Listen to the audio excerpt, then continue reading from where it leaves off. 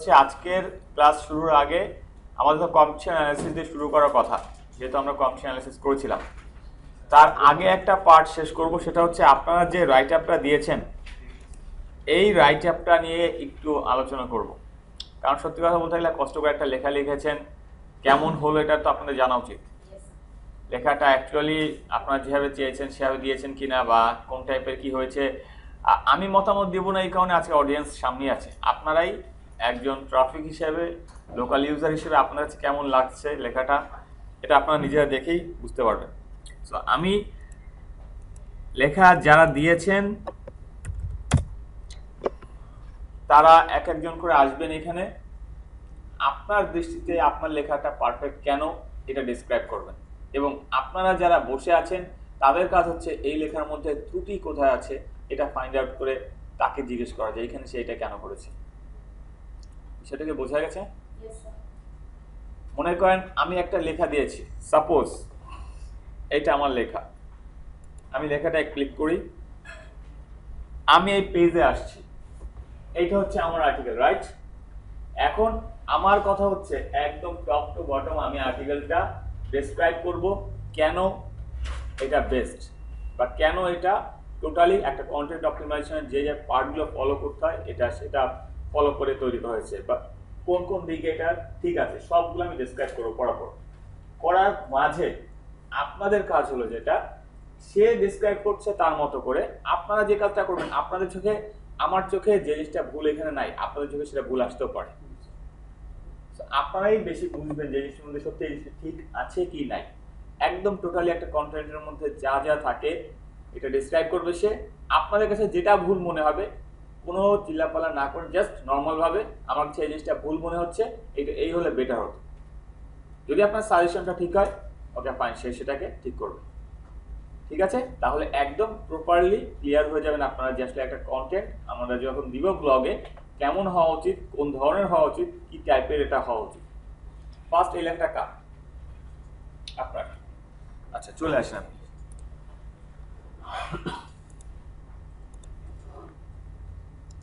আমি দুইটা জিনিসই বের করে রাখছি এখানে। একটা হচ্ছে আপনার পোস্ট, এই যে এটা বের করে রাখলাম, আর একটা হচ্ছে এই যে পোস্টের একটু এটা বের করা থাকবে। হ্যাঁ, কোনো চেঞ্জ করতে হলে আমরা এখানে চেঞ্জটা করবো, এটা বের করা থাক। এইটা হচ্ছে আর্টিকেল। আপনি এখান থেকে আপনার আর্টিকেলের সাপোর্টে বলেন যে হ্যাঁ আপনার আর্টিকেল এই দৃষ্টিকোণ থেকে আপনার কাছে মনে হচ্ছে রাইট, এবং এটা ওকে ফাইন, হ্যাঁ রাইট। বলেন, এট ফার্স্ট শুরু করেন, স্টার্ট। হ্যালো এভরিওয়ান, আমি যে টপিকটা নিয়ে কাজ করেছি আপনারা সকলে যেহেতু জানেন যে ভার্চুয়াল রিয়েলিটি একটা ডিবেটেড টপিক বর্তমান ওয়ার্ল্ডে, এবং বিভিন্ন ক্ষেত্রে বিভিন্ন ফিল্ডে, সব ক্ষেত্রে যদি বলেন মিলিটারি বলেন, তারপরে স্পেস রিসার্চ বলেন, সব দিকেই ব্যবহৃত হচ্ছে। আমি এখানে কয়েকটা ইউজ এবং অ্যাডভান্টেজেস, যেটা হেলথ কেয়ার, মানুষের শরীর স্বাস্থ্য এবং মেডিসিন সায়েন্স, কয়েকটা স্টেপ নিয়ে এখানে আলোচনা করেছি। এখানে যেমন প্রথমে আমি একটা এসে টাইপের হিসেবে রেখেছি এই জিনিসটা, ইন্ট্রোডাকশন দিয়ে শুরু করেছি। এখানে ঠিক যেরকম মেইন কিওয়ার্ড দিয়ে শুরু করা যায়, সেরকম মেইন আমার নিউজ দিয়ে শুরু করা যায়, সেই হিসেবে আমি শুরু করার চেষ্টা করছি এবং ফার্স্ট প্যারাতে আমি শুরু করার পরে এখানে ভার্চুয়াল রিয়েলিটি কিভাবে একটা ফার্স্ট আসি টাইটেলটা থেকে। হ্যাঁ, আমাদের লেখার টাইটেলটা আপনার এখানে মেইন কিওয়ার্ড কি ছিল? Virtual reality in health care. Virtual reality in health care. আচ্ছা, এটার সার্চ ভ্যালু কেমন? সার্চ ভ্যালু স্যার আর কি 1020। আচ্ছা 1000 প্লাস আর কি। ঠিক আছে, virtual reality in health care, blessing people with evolving advantages. আচ্ছা, এখন কথা হচ্ছে টাইটেলটা আপনার কত ক্যারেক্টারের মধ্যে হয়েছে? এটা 65 ক্যারেক্টার। আচ্ছা, পারমালিংকটার দিকে একটু আসি। আপনার মেইন কিওয়ার্ড ছিল কি? Virtual reality in health care, তাই না? আচ্ছা, পারমালিংক এখন আর চেঞ্জ করতে পারবেন না? চেঞ্জ না স্যার, এমনি স্যার দেখাচ্ছে পারমালিংক তো উপরেও আছে, এটা আমাদের ওখানে দেওয়ার দরকার নেই, এখানে দেখতে পাচ্ছি। পার্মালিংকের ক্ষেত্রে আমার একটু অবজেকশন আছে। আপনি অনলি কিন্তু এটা রাখতে পারতেন virtual reality in health care, short হতো, কিওয়ার্ড বেস হতো এবং আদার্স কোনো কিছু আসতো না। কিন্তু আপনি যেটা করেছেন ইভলভিং ইউজ, এটাকে এনেছেন, রিজনটা কিছু একটা ভেবে আনছেন, রিজনটা একটু বলেন। আর স্যার হেলথ কেয়ারে স্যার বেশ কিছু যদি প্রবলেম যদি আমরা চিন্তা করি, আগে যেরকম যদি স্যার ক্যান্সারের কথা বলেন অথবা বিভিন্ন হেলথ কেয়ার যদি আমি এডুকেশন আর কি মানুষের সব কি বলে সচেতনতা বাড়ানো এবং প্লাস একটা একটা কি বলে ডিজাস্টার রিলিফ অথবা এমার্জেন্সি সিচুয়েশন আর্থকুয়েকের ক্ষেত্রে ফার্স্ট এইড ট্রিটমেন্ট অ্যান্ড এসব আর কি একটা রেসপন্ডার এবং এখানে প্রফেশনাল হেলথ রেসপন্সিভ প্রফেশনাল তৈরি করার জন্য ভার্চুয়াল রিয়েলিটি আজকে ইউএস এর এখানে যতখানি কি বলে ইভলভিং একটা চিন্তাধারা এবং কি বলে একটা প্রযুক্তি আনতেছে স্যার, সেই ক্ষেত্রে হিসেবে ধরেই স্যার আমি ইভলভিং ইউজ কথাটা আচ্ছা, আর্টিকেলই আছে কিন্তু এখানে দিছি যে পার্মানেন্টে দিছি যখন সেই আমার এই লিংকটা দিতে আসবে ওই জিনিসটা যাতে তার আপনার কি মনে হয় আপনি যে পার্মানেন্টটা তৈরি করছেন virtual reality in health care evolving use, people search করবে, যারা নর্মাল পিপল যারা সার্চ করবে তারা কি কেউ আপনার এই লাস্টে যে টুক দিয়েছেন ইভলভিং ইউজ, এই কথাটা কি ইউজ করে সাধারণত? এই কথাটা স্যার স্বাভাবিক না, এটা খুব কম করলে করতে পারে খুবই কম না ইউজার যুক্তিগত আছে, তার যেহেতু খুবই কম ইউজ করবে শুধু আমি কেন ওইটাকে টেনে লম্বা করতে গেলাম? স্যার আমি এই কি বলে অংশটাকে স্যার একটু ভালো এবং আলাদা ইউনিক করার জন্য স্যার যদি শুধু হেলথ কেয়ারে আমি স্যার যদি স্যার দেই এই জিনিসটা সার্চ স্যার যদি যেহেতু আমার 1000+ এই হিসাবে স্যার মানে অল ইন ইউআরএল কি অনেক বেশি ছিল? অনলাইন ইউআরএল পার্থক্য টাইটেল এবং ইউআরএল এর বিষয়ে অত বেশি না, কিন্তু 1020 এরকমের মধ্যে 1020 এবং 961 এরকম পার্থক্য। আচ্ছা, এবার একটু নিচে আসেন, আমরা আর্টিকেলটা নিচে আসি। আপনি দিয়েছেন, হ্যাঁ শর্ট হলে ভালো, কারণ পিপল শর্ট টার্মলি পছন্দ করে। একটু উপরে যান, আপনি লেভেল দিয়েছেন দুইটা, তাই না? হেলথ এবং টেক। আচ্ছা, এবার আসেন, আপনার এখানে লিখছেন কি সম্পর্কে? হেলথ মেইনলি হেলথ এবং টেকনোলজি, এই কারণে যেহেতু ভার্চুয়াল এটা কি বলে টেকনোলজি হিসেবে হেলথ কেয়ারে ইউজ হচ্ছে, এই কারণে লেভেলটা দিয়েছে। আচ্ছা, ইন্ট্রোডাকশন নিচে আসেন। এই ইমেজ যেটা নিয়েছেন এই ইমেজের অল টেক্সট দেয়া আছে, দেখান কিভাবে দেয়া আছে।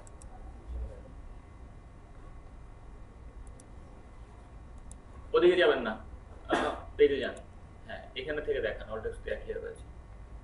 আচ্ছা, আপনি উপরে রাখেন, মাউসটা রাখেন, doctor using virtual reality treatment on patient, তাই না? এই লেখাটা কি আপনার উচিত ছিল না অ্যাটলিস্ট ফার্স্ট ডক্টরের ডিটা বড় করে দেয়া, দেখার সৌন্দর্যের জন্য, দেখতে ভালো হতো। আচ্ছা, এবার এখান থেকেই ইমেজের অল্টার টেক্সটটা কিভাবে চেক করব আমরা, যে দেয়া আছে কিনা চেক করেন।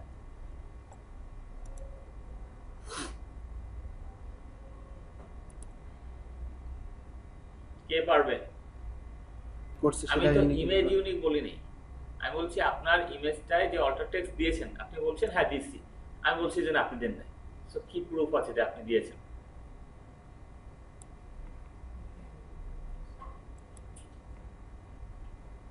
আচ্ছা, ইমেজটা কাটেন। আচ্ছা, এবার একটু ঠিক আছে রাখেন, চলে আসেন। ওনাকে সাইড দেন একটু।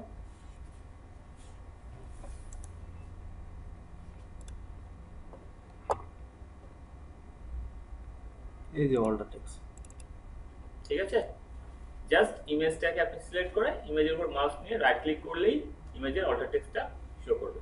ইন্সপেক্ট এলিমেন্টে গেলে আমরা ইমেজে অল্টার টেক্সট দেওয়া আছে কিনা জেনে যাবো, কারণ স্বাভাবিক আপনি দিয়েছেন অল্টার টেক্সট, আপনি বলছেন আপনি দিয়েছেন, এখন প্রুফ কি আপনি দিয়েছেন, এটা তো আমরা অডিয়েন্সকে জিজ্ঞেস করতেই পারি, তাই না?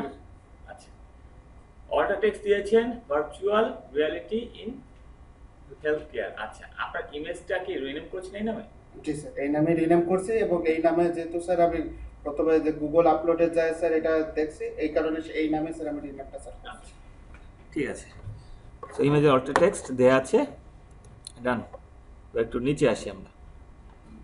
এখানে আপনি ভিতরে কি লিখছেন এখন আমরা ওটা যাচ্ছি না, ভিতরে আপনার লেখাটা আমি করছি না এখন, ওটা একবার দেখে করা পসিবল না। এই ইমেজটার ক্ষেত্রে আপনি কোনো ক্যাপশন ইউজ করেননি, দেখেন, তাই না? এই ইমেজের ক্ষেত্রে ক্যাপশন ইউজ করছেন কেন?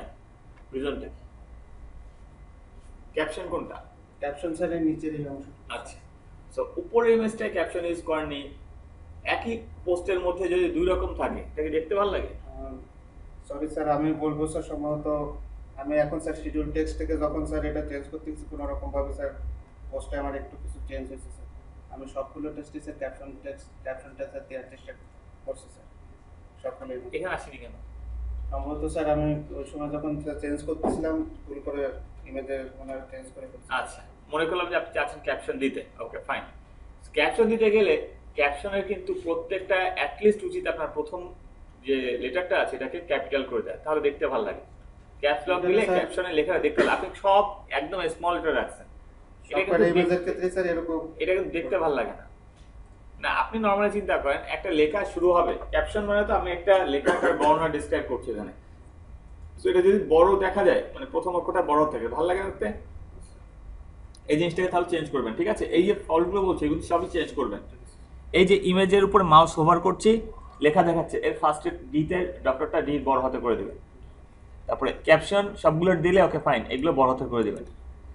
ওকে, এবার আসি এর পরে। আপনি যে ইমেজগুলো নিয়েছেন এই দেখেন, এটা ছোট, এটা খারাপ দেখে না? আচ্ছা, এই যে ইমেজগুলো নিয়েছেন, ইমেজগুলো কি ইউনিক করেছেন? ইউনিক স্যার করতে হ্যাঁ, প্রথমে স্যার আমি গুগল আপলোডটা যেহেতু পুরোপুরি আমার পক্ষে ইউনিক তৈরি করা স্যার এই না, আমি স্যার গুগল এই ইমেজ থেকে ইমেজটা নিয়েছেন কোথা থেকে? গুগল গুগল ইমেজ থেকে স্যার লেভেল ফর ইউজ। আচ্ছা, এটা এটা ওকে,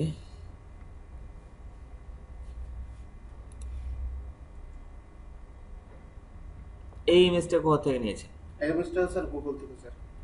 এবার ইমেজের কোয়ালিটিটা একটু দেখেন, এই ইমেজটা দেখেন, আর আমি এর উপরে যে ইমেজটা আছে এইটা আছে। স্যার এটার ক্ষেত্রে স্যার আপনি যদি বলেন স্যার আমিও বলবো স্যার এই ইমেজটার কোয়ালিটি স্যার আমি খুব চেঞ্জ করতে পারিনি, কিন্তু এই ইমেজটা দেখেন কেমন ফাটাফাটা একটা না পুরোটা।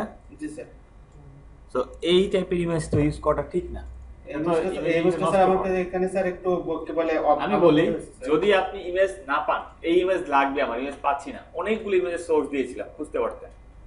আপনি কিন্তু এক ক্লাস বলেছিলাম যদি কোথাও না পান ইউটিউবে যাবেন, ভিডিও দেখবেন, ভিডিও দেখে ভিডিও থেকে ক্যাপচার করেন,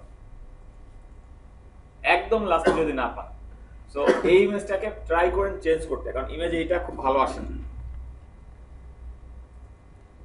আচ্ছা, এটা কি H2 ট্যাগে দেয়া আছে? জি স্যার, এটা ট্যাগে দেওয়া আছে স্যার। H2 ট্যাগে দিয়েছেন, আচ্ছা।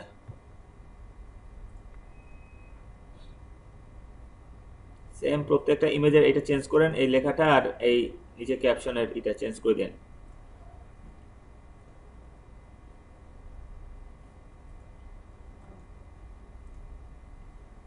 আচ্ছা, কোনো ইন্টারনাল লিংক ইউজ করেননি? না স্যার, কারণ স্যার আমি স্যার ইনফরমেশন যেগুলো দিছি স্যার এবং এই ক্ষেত্রে স্যার আমার যে ইনফরমেশন ইউজ করছে আমি এখানে স্যার বর্ণনা করার চেষ্টা করছি। আচ্ছা, আপনার কি কোনো পেজ এমন নাই যার সাথে একটা ইন্টারনাল লিংক করা যেত এই সাইটের মধ্যে? এই সাইটের মধ্যে Health হেলথ হিসেবে হেলথ রিলেটেড আরেকটা আছে স্যার ওবেসিটি নিয়ে দেখছি, কিন্তু ওবেসিটির সাথে আমি এইখানে যে কোনোটা করা পসিবল হয়নি। হয়নি স্যার। এখন বলেন, আপনাদের কেউ কোনো কোশ্চেন কিন্তু করলেন না, কেউ কোনো জানি না, আপনারা কি সবাই হয়তো বুঝে গেছেন, হয়তো এই জন্য কেউ কোনো ইনাই চুপ করে আছেন।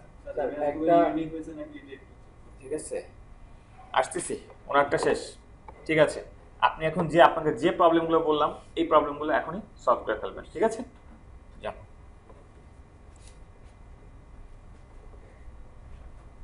নেক্সট আর্টিকেলটা হচ্ছে আমাদের এটা, এটা কার? কালারফুল। চলে আসেন,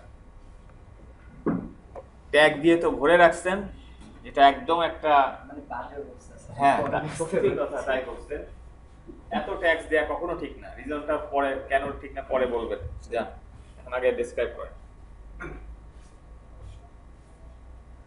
আমার টপিক হচ্ছে colourful healthy drinks, summer drinks for kids. এটা ইউএস বেস এন্ড আপওয়ার্ড একটা ট্রেন্ডি টপিক, যে কারণে আমি এটা চুজ করছি। আচ্ছা, একদম ফার্স্ট কথা, আপনার কিওয়ার্ড কি এখানে? Summer drinks for kids. Summer drinks for kids. আচ্ছা, আমি দুইটা বলি, সামার ড্রিঙ্কস ফর কিডস আর healthy summer drinks for kids, কোনটা বেশি ক্লিক করা উচিত? হেলদি। অবশ্যই healthy summer drinks for kids, right? আপনি হেলদি সামার ড্রিঙ্কস ফর কিডসটাকে টাইটেলের মধ্যে রাখছেন।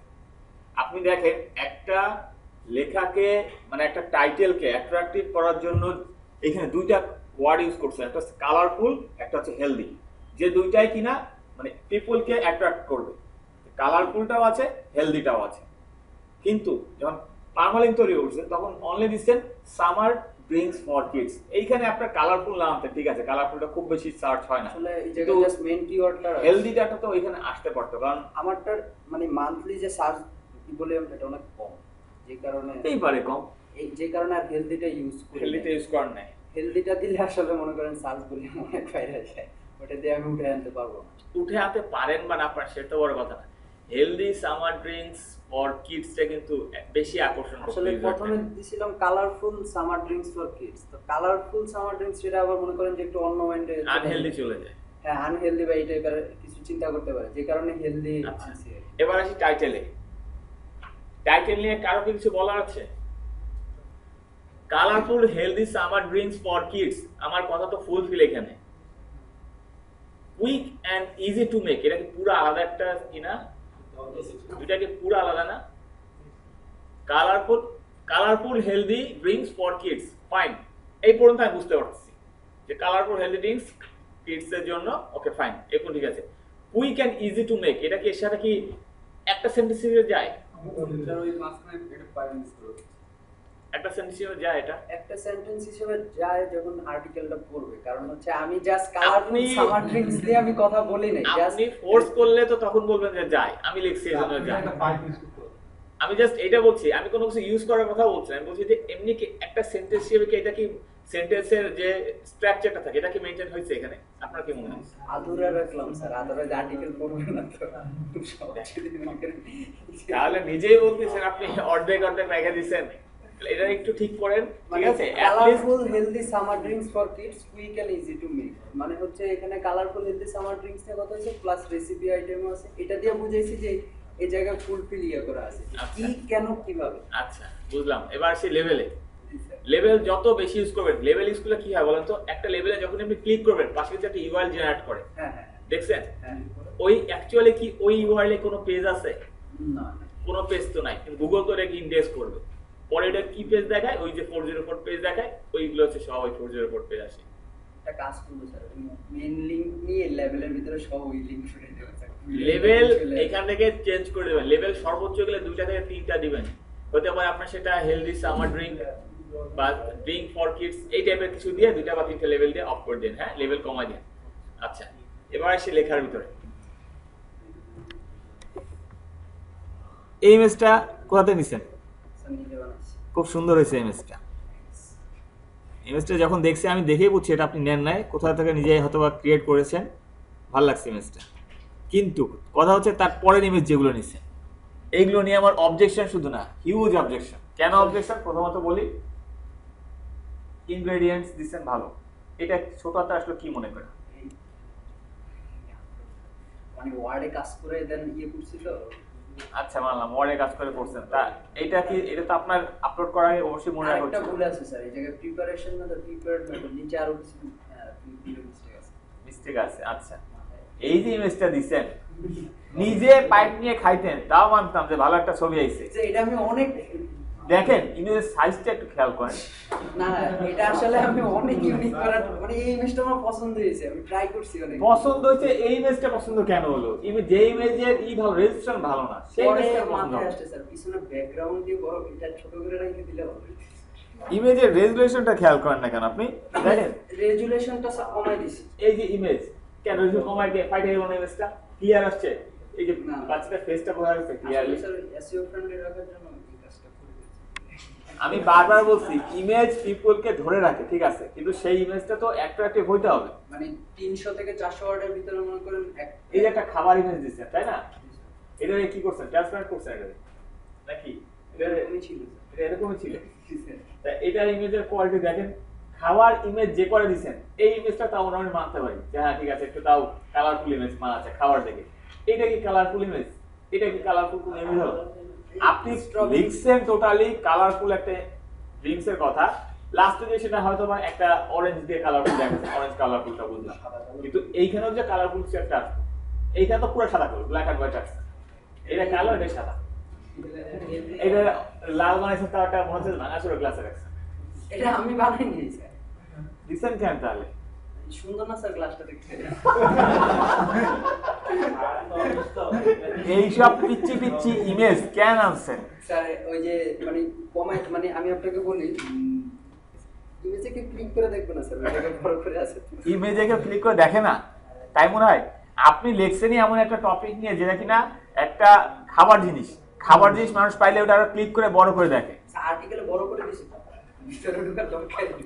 আচ্ছা, আর্টিকেলে বড় করে দিচ্ছেন, তাই না?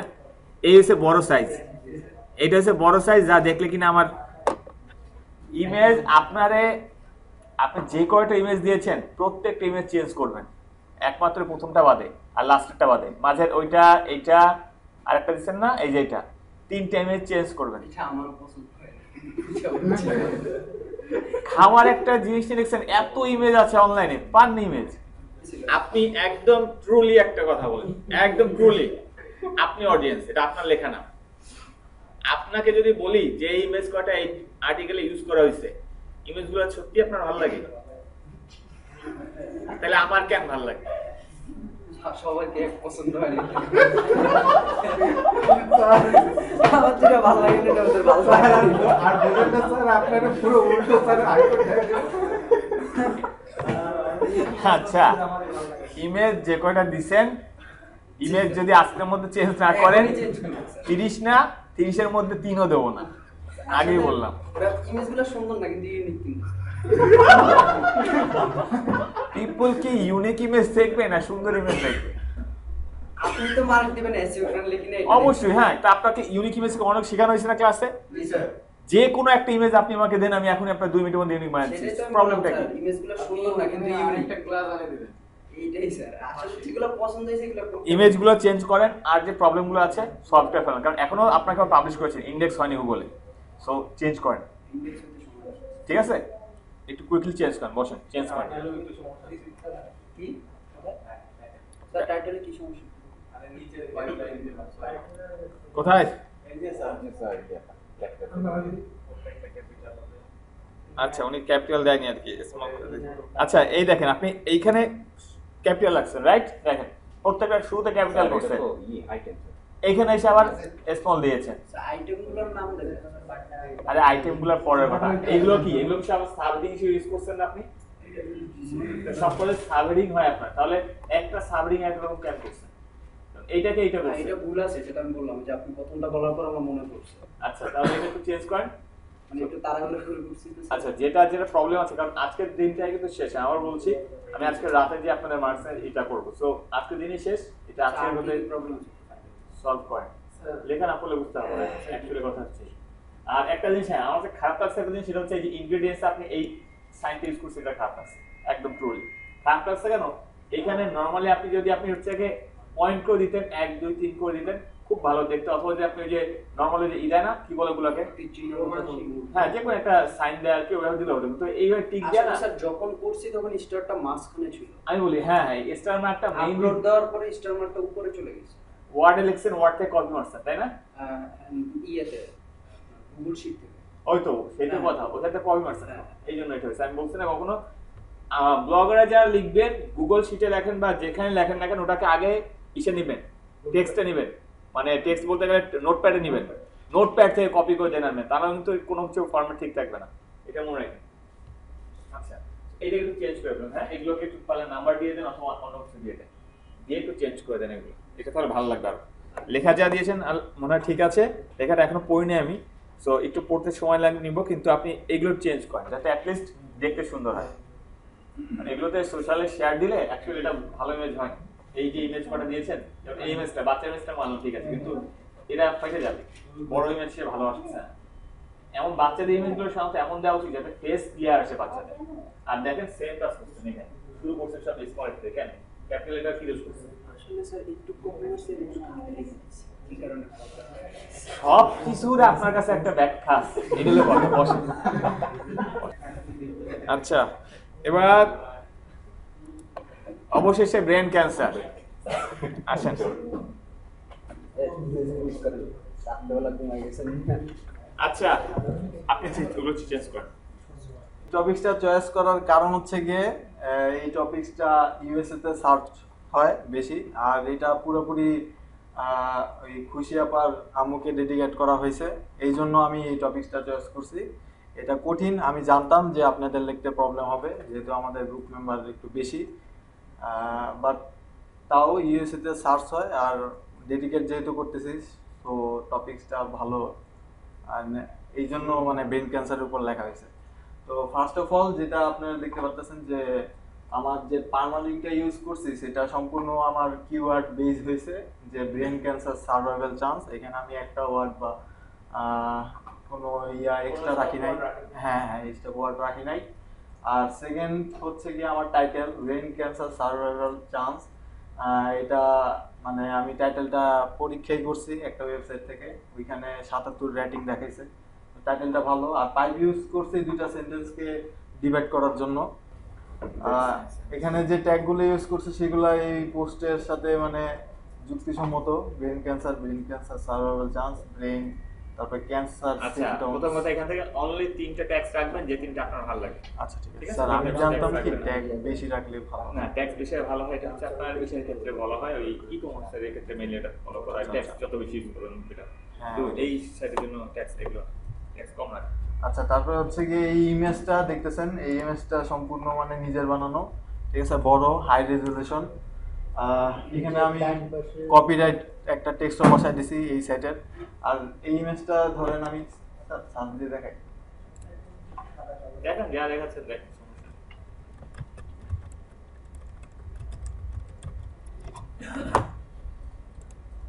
সাপোজ এই ইমেজটা আমি সেভ করলাম,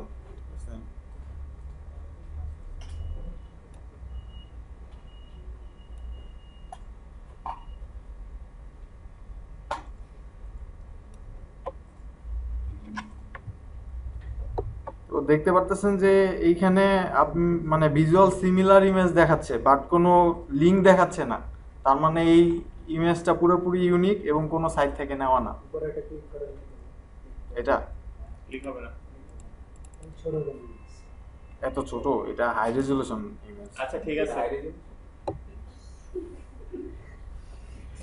হ্যাঁ তারপরে আচ্ছা, তারপরে হচ্ছে কি এই লেখাগুলা, প্রথম লেখাগুলা সম্পূর্ণ আমার মানে নিজের লেখা, এবং এখানে কিছু কিছু লাইন মানে যারা সাবমিট করছে আর্টিকেল তাদের কাছ থেকে নেওয়া হয়েছে, এবং সবগুলো লাইন প্রত্যেকটা আমি পড়ছি, প্রত্যেকটা ওয়ার্ড পড়ছি, প্রত্যেকটা সেন্টেন্স পড়ছি, গ্রামার ঠিক করছি, এখানে কোনো গ্রামারের ভুল আপনারা একটা পাবেন না। জিনিস আমার একটু কথা আছে এই আপনার লেখার মধ্যে, সেটা হচ্ছে আপনি অনেকগুলো এক্সটার্নাল লিংক ইউজ করছেন। এক্সটার্নাল লিঙ্ক অনেকগুলো না স্যার, 4টা না 5টা এরকম। আচ্ছা, যে লেখা থেকে 4টা-5টা এক্সটার্নাল লিংক বের হয়, হ্যাঁ। তাহলে ওই লেখাটা তো পিপল যারা আসবে তারা তো এক্সটার্নাল লিংকের দিকে বেশি আকৃষ্ট হয়ে যেতে পারে না, অনেক সময় এরকম হয় না? হ্যাঁ, আপনি তো বলছেন স্যার লিঙ্ক ইউজ করতে, এখন লিঙ্ক আমি লিংক ইউজ করতে বলছি। ইন্টারনাল লিঙ্ক পাই নাই। আচ্ছা, আমি লিংক ইউজ করতে বলছিলাম যদি কোনো ইন্টারনাল লিংক পান ইউজ করবেন, তাহলে এক্সটার্নাল লিংক দিলে সর্বোচ্চ একটা দিলেন কোনো যদি প্রয়োজন হয়। যেমন এখানে আমি ব্রেন টিউমারটা দিয়েছেন, হয়তো হ্যাঁ যে ক্যান্সার নিয়ে পড়ছে তারা তো ব্রেন টিউমার নিয়ে হয়তো জানা আগ্রহ হতে পারে, দিয়েছেন ব্রেন টিউমার একটাই, ওকে ফাইন, এটা মানছি। এরপরেও দেখেছি আপনি ক্যান্সারকে আবার একটা ইন্টারনাল লিংক এক্সটার্নাল লিংক করেছেন, ওই যে ক্যান্সারকে তারপর এক্সটার্নাল লিংক করেছেন, ঠিক আছে, তারপরে আবার এখানে আবার টাইপস অফ ক্যান্সারকে করেছেন। এইগুলো কিন্তু ঠিক না, কারণ টাইপস অফ ক্যান্সার আপনি তো নিজে ডিসক্রাইব করছেন এখানে, তাই না? ক্যান্সার কি আপনি নিজে ডিসক্রাইব করছেন, তো আপনি ডিসক্রাইব করে আপনি যদি আরেকটা লিংকে আবার পাঠা দেন যে ঠিক আছে আমি দিলাম এটা, তুমি আরেকটা দেখো আবার এখানে, তাই তো হলো না, তার মানে আপনারটা বেস্ট না, বুঝছি। ঠিক আছে? তো এই দুটো লিংকে ডিলিট করে দেবেন। ওই ব্রেন টিউমার আছেন, ঠিক আছে, আপনি ব্রেন টিউমারের কথা বলছেন এই জন্য তাকে পাঠাচ্ছেন এখানে, এটা ঠিক আছে, অন্য দিকগুলো আছে ডিলিট করে দেবেন, ওকে। তারপর আচ্ছা, তারপর হচ্ছে গিয়ে যেটা দেখাইলো স্যার যে এখানে এক্সটার্নাল লিংক ইউজ কম করতে বলছেন। তো আর এগুলো সবগুলো নো ফলো করা আছে, একটা ডু ফলো নাই যেহেতু এক্সটার্নাল। আচ্ছা একটা কথা একটু বলে দেই, এক্সটার্নাল লিংকের ক্ষেত্রে আমরা ডু ফলোটা মেইনটেইন করি না, তাই না? অনেকে আবার এক্সপার্টদের মত এরকম যে তুমি যদি এক্সটার্নাল লিংক করো এবং সেটা যদি একটা হাই অথরিটি সাইটের সাথে করো, বিষয়টা এরকম মনে করেন আপনি উইকিপিডিয়ার সাথে একটা এক্সটার্নাল লিংক করলেন এবং সেটা আপনি করলেন কি ডু ফলো লিংক দিলেন। এখন উইকিপিডিয়া তো তাদের সাইট অ্যাটলিস্ট অ্যানালাইজ করে, সবসময় অ্যানালাইজিং এর মধ্যে রাখে তারা। তারা যখন চেক করে দেখলো যে এরকম একটা সাইট থেকে তাদের একটা ডু ফলো লিংক করা হয়েছে, যদি কখনো ইচ্ছা হয় তারা হয়তো বা আপনার কোনো একটা পোস্টকে কখনো লিংক ব্যাক করলেও করতে পারে। 1% চান্স হলেও আছে, 99% হয়তো নাই, করবে না, 1% চান্স হলেও আছে, কারণ তারা হচ্ছে অথরিটি সাইট, তারা কেউ কিছু দিলে ওটা তারা আবার রিটার্ন করার ট্রাই করে। যদি কখনো করে বসে একটা লিংক ব্যাক আপনাকে দিয়ে বসে, তাহলে কিন্তু ওইটা আপনি আর 1000 লিংক করলে ওই একটা লিংকের ভ্যালু সমান হবে না। এই জিনিসটা একটু জাস্ট মাথায় রেখে, এক একজনের অপিনিয়ন এক এক রকম, এক একজন এক কথা বলে। যদি খুব হাই অথরিটি সাইটের সাথে আমি কখনো লিংক করি, মাঝে মাঝে চাইলে আপনি একটা দুইটা ডু ফলো করলেও করতে পারেন, হয়তো বা তাহলে তারাও আপনাকে হয়তো লিংক ব্যাক দিতে পারে, এই আশায় শুধুমাত্র, কিন্তু শিওর না এটা কাজ করবে কিনা, এটা কোনো আদৌ শিওর না। হ্যাঁ বলুন। আচ্ছা, তারপরে হচ্ছে কি এই চার্টটা দেখতে পারতেছেন, এই চার্টটা মানে আমি একটা ইমেজ থেকে ডাটাগুলো কালেকশন করে আমি লিখছি। সো এই চার্টের কোনো ভ্যালু আপনার না, এই কপি পেস্ট না। আর ক্যান্সার টাইপস এখানে প্রত্যেকটা সাইটেই কম বেশি ক্যান্সার টাইপ ছিল, আমি যতগুলো পাইছিলাম যে ইম্পর্টেন্ট না, যত আরো ছিল অনেক, আচ্ছা বাট যেগুলো ইম্পর্টেন্ট দেখছি উপরে সেগুলোই আমি এখানে বর্ণনা দিছি, 16টার মতো। আর ক্যাপিটাল সব মানে এটা কি heading স্টুডিও থেকে করা দেখেন তো।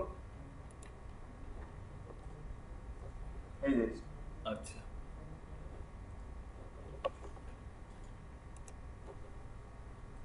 তারপরে এই চার্টটা একটু দেখি, কিছু অংশ ক্রপ হয়ে গেছে না, ওটা এই স্লাইড ইসের কারণে, এই প্রজেক্টটা দেখাচ্ছে যেমন এমনি দেখালে ঠিক হয়ে যাবে। এটা কিসের কারণে? প্রজেক্টটা দেখাচ্ছে যেমন নিচে আসে সমস্যা। আচ্ছা, এই ইমেজটা ইউটিউব থেকে নেওয়া, ইউটিউবের দুইটা পার্ট আমি করে দুইটা পার্ট জয়েন করছি, জয়েন করে ইউনিক বানাইছি। এতটুকু আমার নিজে দেওয়া। টাইপস অফ ব্রেন ক্যান্সার 4 ধরনের, এটা তো কিছু করার নাই। আচ্ছা একটু পড়েন তো, there are 4 grades of brain tumor, brain cancer or brain tumor। Brain ক্যান্সারের সাথে স্যার টিউমারটার জন্য ক্যান্সারটা। আচ্ছা সো ওখানে এই যে এইটাকে যে ব্রেন টিউমারটাকে আপনি এখানে ই করছেন, ওই লাইনটাকে ক্যাপিটাল কেন করছেন, মানে ওই বড় করে দিচ্ছেন কেন? কোনটা? এই যে এটা 4টা there are 4 grades, এটাকে বড় করছেন, মোটা মানে ই করছেন কেন, এই করছেন কেন, বা বোল্ড করছেন কেন এটাকে? এই বোল্ড করছেন না কি করছেন জানেন? এই 3 জায়গায় করেছেন। আর ওইটা এটা করার কারণ হচ্ছে এটা হলো গিয়া হেডিং করেছেন। হ্যাঁ, এটা H2 আর এটা H3। শুনেন এত হাবিজাবি করলে লেখা না চোখে লাগে, আগেই বলছি আমি। স্যার ওইটাকে ছোট H3 করে তো দেবেন। ইউজ করতে হবে না স্যার। H3 ইউজ করতে হবে এরকম কোনো নিয়ম নাই, ওটাকে ছোট করে দেন, আচ্ছা ঠিক আছে। নরমাল লেখা করে দেন। হ্যাঁ নিচে আসেন। তারপরে এই যে টাইপ আচ্ছা টাইপসগুলো ডিসক্রাইব করেছেন। এবার আমি একটা কথা বলি, হ্যাঁ এইখানে আপনি লেখাটা দিয়েছেন, দেখেন এইখানে লেখাটার স্টাইলটা আপনি করেছেন এরকম, আমার লেখা শেষ মানে আমার H2 শেষ দেন লেখা শুরু। হ্যাঁ এইখানে H2 শেষ, একটা স্পেস কেন আসলো? এটা কি ইউজার চোখে লাগে না? জি স্যার। লেখা কি দুই রকম হয়ে গেছে স্টাইলটা? হ্যাঁ যে কোনো এক রকম ফলো করবেন আপনি, যদি হ্যাঁ। স্পেস রাখেন অলওয়েজ স্পেস দিয়ে যাবেন, স্পেস না রাখলে কোনো স্পেস রাখবেন না। আচ্ছা, আমি আসলে এখানে সবগুলাতে স্পেস দিয়েই ব্যবহার করছি, বাট ওইটাতে বাই চান্স একটা কমন মিস্টেক। ঠিক আছে, সো এইখানে একটা স্পেস দিয়ে এই লেখাটাকে আলাদা। এখন দেখেন আমার কিন্তু বুঝতে মনে হচ্ছে এইটা বা এর সাথে কিনা। বুঝতে পারছি। ঠিক আছে, নিচে আসেন। আচ্ছা, তারপরে এই ইমেজটা আমার নিজে রাখা পেন দিয়ে আঁকছি, ইউনিক। আচ্ছা এগুলো সবগুলো মেবি H3 দেওয়া, হ্যাঁ H4 দেওয়া। আর H4 আনছেন? হ্যাঁ সবগুলো ইউজ করছি স্যার। কেন ইউজ করছেন? আমি বলছি কি আপনারা H3 এর উপরে যাবেনই না, H4 কেন আছে? স্যার এটা বলছিলেন H3 উপর যাওয়া। হ্যাঁ আমি খেয়াল নাই তাহলে। H4 আনার কোনো দরকারই নাই। হ্যাঁ, শুধু H2 আনলে না, আপনার H4 দরকার নেই। আচ্ছা, এই যে ব্রেন ক্যান্সার সার্ভাইভাল চান্সেস, এইটাকে লিংক করেছেন, শুধুমাত্র দেখেন আপনার এই যে কটা লিংক আছে সব ডিলিট করবেন, শুধু একটা লাগবে, ওই ব্রেন টিউমারটাকে রাখবেন। নিচে আসেন, ওকে নিচে যান, চলে যান, লেখা স্টাইল কত, ইউটিউব থেকে নেওয়া। হ্যাঁ ইমেজ ঠিক আছে, আমি দেখছি ইমেজটা। এটা এখানে আরেকটা লিংক করছেন, এটাও সরাই দেবেন। দেখেন আপনি যে লিংকগুলো করছেন না, জি বাই চান্স যদি এই নিয়ে লেখা থাকতো, মনে করেন এইটা রিলেটেড আরেকটা পোস্ট আছে, ইন্টারনাল লিংক করলে হিউজ একটা ভালো পেজ ছিল, ইম্প্যাক্ট করতো। কারণ যে জিনিসটা পড়তো সে ব্রেন ক্যান্সার ট্রিটমেন্ট কি আছে অবশ্যই 100% ক্লিক করবেই। এই ক্ষেত্রে খুব ভালো হয়েছিল, কিন্তু কথা হচ্ছে কিন্তু এখন যদি তাকে আপনি ক্লিক করেন তার মানে সে আমার সাইট থেকে বেরিয়ে চলে যাচ্ছে, এটা করা যাবে না। আমি একটা ইন্টারনাল লিংক করতাম, ওই ক্যান্সাল, ওই তৌফিক ভাইয়ের একটা পোস্ট ছিল, বাট উনি ততক্ষণে পোস্টটা দেয় নাই। আচ্ছা, এখন বুঝতে পারছেন তো? তো এখন আপনার যেরকম মনে হয় এই যে জিনিসগুলো বললাম, এই জিনিসগুলো এখন সুন্দর করে লেখাটাকে সাজান, কারণ আজকে রাতের মধ্যে আপনার মার্কস কমপ্লিট হবে। তাহলে আমার প্রবলেম কি? আপনার প্রবলেম হচ্ছে স্পেসগুলা, আপনি H2 H3 ট্যাগ অনেক ইউজ করছেন, এই ঝামেলা দেন না, অনলি H2 টা ইউজ করেন আর নরমালি লেখা রাখেন। কারণ খুব বেশি লেখার মধ্যে ছোট বড় হয়ে গেলে ইউজার চোখে খুব লাগে জিনিসটা, এটা করেন। ভালো কথা। আর স্পেসিংটা ঠিক করেন। ভালো কথা। প্রসাদ যেহেতু আর কি দিচ্ছেন, কি বলে ব্রেন ক্যান্সার দিচ্ছেন, শুধু ক্যান্সার হ্যাঁ, নিয়ে ওইটাই। নয়। আমি এখানে ক্যান্সার কিউরিং বিভাগে রেডিওথেরাপি এবং ভার্চুয়াল রিয়েলিটি ব্যাপারে একটা স্ক্যানিং এর ব্যাপারে একটা কথা লিখি। হ্যাঁ ওইটাই লিংক করাবো। আপনি তো পোস্ট করেন নাই, আমি আপনার পোস্টটা দেখছি। আচ্ছা, তো এবার আপনারা দেখে আপনার যদি মনে হয় যে লিংক করা যায়, ইন্টারনাল লিংকিং করে দিন। আর আপনি এই যে স্পেসিং এর বিষয়টা আর এই লিংকগুলো ডিলিট করবেন। আচ্ছা আচ্ছা, ঠিক আছে, আর ওই এই 3টাকে সরাই দিয়ে জাস্ট ওইটা লেভেলগুলো কমান। ঠিক আছে। ওকে, থ্যাংক ইউ। আমি জানি না আপনাদের কার কাছে কতটুকু হেল্পফুল মনে হয়েছে আমার এই এক্সপেরিমেন্ট চালানোটা, আমি সঠিক বলতে পারছি না, তবে আমার কাছে এটা হেল্পফুল মনে হয় যে অ্যাটলিস্ট আপনারা যদি কখনো, এইটা আমি দেখাই কেন, যে যদি কখনো ব্লগিং এর ইচ্ছা করে কারো যদি ইচ্ছা হয় যে আমি ব্লগিং করতে চাই, ব্লগিং এর থ্রুতে হতে পারে সেটা আপনি কোনো প্রোডাক্ট সেল করছেন, অ্যামাজনের কোনো প্রোডাক্ট সেল করতে আছেন, তখন তো আপনাকে অবশ্যই ব্লগিং এর থ্রুতে যেতে হবে। সো তখনও কিন্তু আপনার এই জিনিসগুলো অনেক সেন্সিটিভ ইস্যু এবং চিন্তা করতে হবে। আর এই যে বারবার আমি ইমেজ এবং একটা জিনিস দেখেন লেখার স্ট্রাকচার, এই দুটাকে মেইনলি ফলো করছি, ইমেজ এবং লেখার স্ট্রাকচার। কারণ কি, লেখার স্ট্রাকচার যদি আপনার ভালো না হয়, ইমেজ যদি আইকে চিনা হয়, তাহলে ওই প্রোডাক্ট কেউ কিনবে না, কোনোদিন না। এই জিনিসটা মনে রাখেন, ইমেজ খুব হেল্পফুল। আরেকটা বিষয় বলি, সেটা হচ্ছে যেহেতু আমাদের এখানে কোনো নিজেদের ভিডিও নাই, তবে এর সাথে রিলেটেড যদি কোনো ভিডিও পান, আবারও বলছি, এর সাথে রিলেটেড যদি কোনো ভিডিও পান, মনে করেন যে এবং ভিডিওটা হেল্প করবে, 1 মিনিটের বা 1.5 মিনিট একটা ভিডিও আছে যেটা দিলে পিপল হেল্প হবে, ইনফরমেশন পাবে, তাহলে সেটাকে এমবেড করে দেন। কারণ সমস্যা কি হবে না, সেও কিছু বলবে না, কারণ তার প্রচারণা হচ্ছে এটা। সেকেন্ড, যে আপনি লাভটা পাচ্ছেন, আপনার সাইডে একটা ভিডিও কন্টেন্ট 1.5 মিনিটে থাকা মানে একটা পিপল 1.5 মিনিট আপনার সাইডে অ্যাটলিস্ট স্টে করছে। তো ভিডিও কন্টেন্ট থাকলে যদি পারেন, কখনো পসিবল হয় এমবেড করলে করতে পারেন। যদিও বেটার হচ্ছে এটা নিজের চ্যানেল থেকে সেটা এমবেড করা। যদি নিজস্ব চ্যানেল নাই এভাবে, বা আমাদের কোনো এইভাবে ভিডিও নাই, সো কিছু করার নেই ক্ষেত্রে। সো একটা জিনিস জাস্ট সেটা হচ্ছে আপনাদের লেখা যথেষ্ট ভালো হয়েছে, আপনারা যে কজন লেখা দিয়েছেন। তো ইমেজগুলো নিয়ে আমার একটু প্রবলেম ছিল, আর লেখার স্ট্রাকচার যেগুলো বললাম, যে হাতের লেখা ছোট বড় মাঝখানে এই করা, বা লেখার গ্যাপিং স্পেসগুলা, তারপরে আপনাদের যে লেভেল করে দিয়েছেন, এগুলো একটু চেঞ্জ করে দেন, লেখাটা অনেক সুন্দর হয়ে যাবে তাহলে। ঠিক আছে? আচ্ছা, আমরা বাকি যে লেখাগুলা দেওয়ার কথা, আপনাদের কি অবস্থা? ওকে, সমস্যা নেই, নেক্সট একটা ক্লাস আছে আমাদের, নেক্সট ক্লাসে তাহলে আমরা কিছু লেখা দেখব। ওকে, সো আপাতত আমরা এটা থেকে বের হয়ে যাচ্ছি। আর যে প্রবলেমগুলো বললাম, আপনারা সবাই 3 জনই প্রবলেমগুলো সলভ করে ফেলেন দ্রুত, কারণ এখনো গুগল এটা ইন্ডেক্স হয়নি। সো এটা এখনো আপনি চেঞ্জ করে রেডি করে রাখেন। আচ্ছা, আমরা গত ক্লাসে কম্পিটিশন অ্যানালাইসিস করছিলাম, রাইট? কম্পিটিটর অ্যানালাইসিসটা দেখছিলাম। কোন পর্যন্ত দেখা হয়েছিল একটু বলবেন কেউ? আচ্ছা, শুধু আমরা একটা লিস্ট বের করেছিলাম না? আচ্ছা, লিস্ট এইটা। আচ্ছা, আমি একটা কথা বলি, সেটা হচ্ছে কম্পিটিশন অ্যানালাইসিস বা কম্পিটিটর অ্যানালাইসিস এক একজন এক একটা স্টাইল ফলো করে। কিওয়ার্ড রিসার্চ যেমন এক একজন একটা স্টাইল ফলো করে, সেরকম কম্পিটিশন অ্যানালাইসিস এক একজন একটা স্টাইল ফলো করে। দ্যাটস ওয়াই এটা যে সবসময় এইরকমই স্টাইলে আসবে এটা কোনো বাধ্যতামূলক নিয়ম নাই।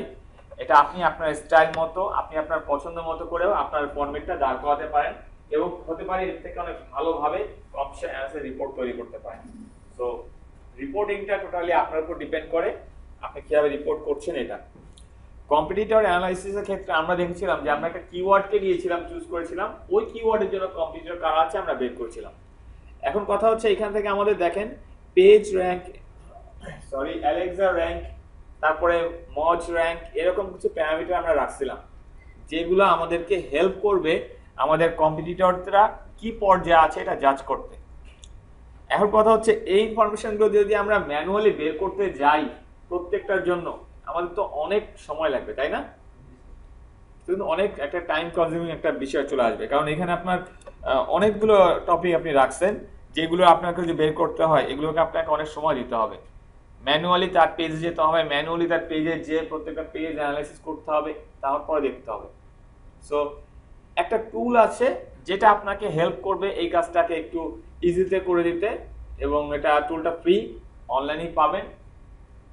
এটা হচ্ছে এসইও, আপনাদের কাজের জন্য অনেক হেল্প করে, যদিও মাঝে মাঝে আবার ডিস্টার্ব করে, কারণ ফ্রি যেহেতু সবসময় যে ঠিকমতো কাজ করবে এটা না। এটা হচ্ছে আপনার নেট পিক চেকার। আপনি চাইলে নেট পিক চেকার এই টুলটা ইউজ করে এইখান থেকে এই ধরনের ইনফরমেশনগুলো খুব ইজিতে পেতে পারেন। অনলাইন থেকে ডাউনলোড করে নিয়েন, আপনার 4 থেকে 5 MB file. Netpeak checker,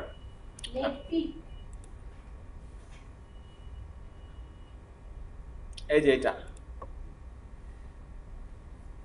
net pick Checker, আপনার অনলাইন থেকে ডাউনলোড করে নিয়েন। ডাউনলোড করার পরে আপনারা যে ইমেলটা দিবেন ওই ইমেইলে একটা কনফার্মেশন কোড যাবে, ওই কোডটাকে দিয়ে আপনার এটা অ্যাক্টিভ করতে হবে।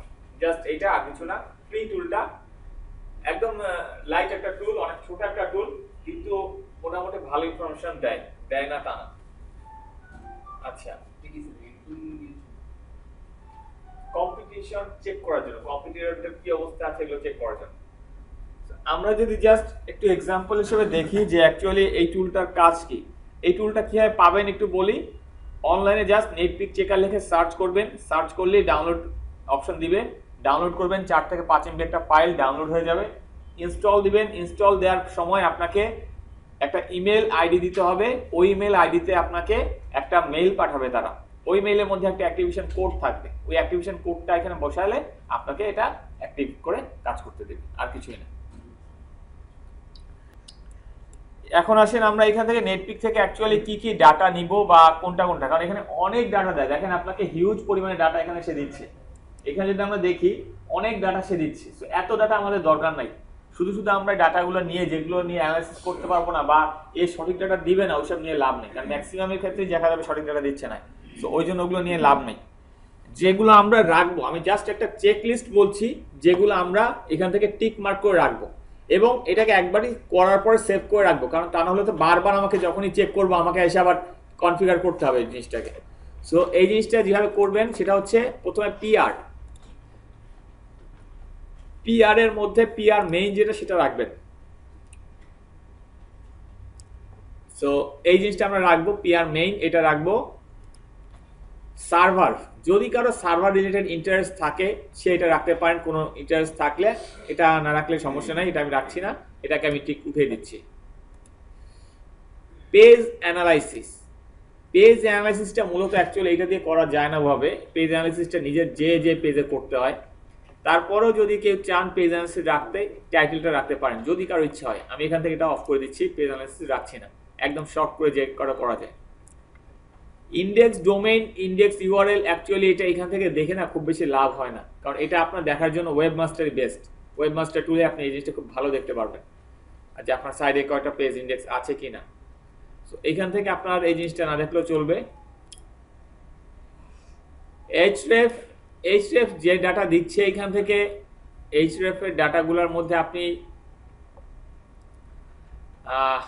অনলি এর ব্যাকলিংকের ডাটাটা একটু রাখতে পারেন, যদি দিয়ে বসে তো ভালো, অনেক সময় দেয় না, অনেক সময় দেয়। জাস্ট এই দুটো রাখছি আমি href এর ব্যাকলিংকস আর হচ্ছে রেফারিং ডোমেইনস, এই দুটো রাখছি href থেকে, যে ব্যাকলিংক আর হচ্ছে রেফারিং ডোমেইনস। ক্যাটালগস দরকার নাই, লিংক প্যাড দরকার নাই। ম্যাজেস্টিক, ম্যাজেস্টিকের কথা আসি এবার। ম্যাজেস্টিকের দেখেন দিচ্ছে ব্যাকলিংক দিচ্ছে, রেফারিং ডোমেইন দিচ্ছে, সাইটেশন ফ্লো, ট্রাস্ট ফ্লো। ম্যাজেস্টিকের এই চারটা রাখবো, backlink, referring domain, citation flow, trust flow, এই চারটা রাখবো ম্যাজেস্টিকের। Backlinks, referring, এই যে এই চারটা রাখবো। referring, citation,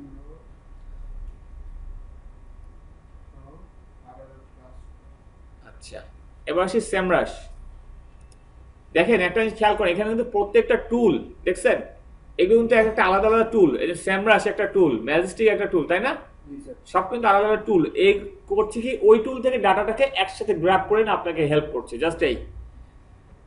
সো সেমরাশ, সেমরাশে আমি জাস্ট অর্গানিক কিওয়ার্ডটা রাখবো, যে অর্গানিক কিওয়ার্ড সেমরাশ থেকে দিচ্ছে সেটা। মজ, মজের PADA রাখবো।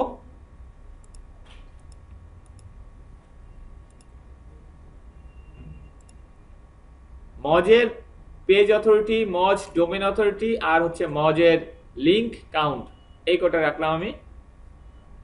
অ্যালেক্সা র্যাঙ্ক শুধু রাখবো, যে অ্যালেক্সা র্যাঙ্কটা এটা শুধু রাখবো। গ্লুর দরকার নেই, এগুলো দরকার নাই, এটা দরকার নাই, এগুলো দরকার নেই, সব বাদ। ডোমেইন এজে যে শুধু হুইজ এর এজ ডাটাটা রাখবো, ডোমেইন এজে যে শুধু ডোমেইন এজ হুইজ এইটা ডাটাটা রাখবো। এরপরে সোশ্যাল মেট্রিক, সোশ্যাল মেট্রিক থেকে শেয়ার ভিকে, লাইক ভিকে বাদ, এছাড়া সব করে রাখবো। শুধু শেয়ার ভিকে আর লাইক ভিকে এই দুটো উঠাই দেবো। বিং, সাইট লিঙ্ক, কেস, এগুলো কিছু দরকার নেই আর। সো এই হয়ে গেলে আমি এটাকে, এই যে সেভ দেখেন উপরে সেভ একটা বাটন আছে, সেভ সেট, আপনি যদি এটাকে সেভ করে দেন তাহলে এটা সেভ হয়ে যাবে, এবং আপনি খুব সহজেই চাইলে পরবর্তীতে এইখান থেকে আপনি এই সেটগুলো ইউজ করতে পারবেন, এভাবে করে সেট হিসেবে সেভ করে রাখতে পারেন, যাতে আমার ঝামেলা না হয় কাজ করতে। তো আমরা এখন একটা কম্পিটিটর নিয়ে আমরা একটু অ্যানালাইসিস করে দেখি যে অ্যাকচুয়ালি কি দেখায়। আমি জাস্ট এখান থেকে কম্পিটিটর হিসেবে নিচ্ছি এইটাকে, আর মনে করেন এটাকে, এই দুটাকে নিই।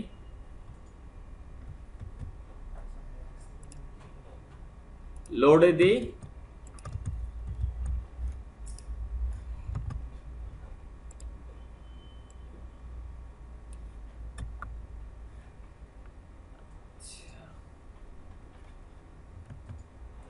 এই দুটাই নিয়েছিলাম। আচ্ছা না, দুইটা আছে, তার সেভ করি। সো আমি এই দুইটা কম্পিটিটর হিসেবে এই দুটাকে নিলাম, স্টার্ট করি।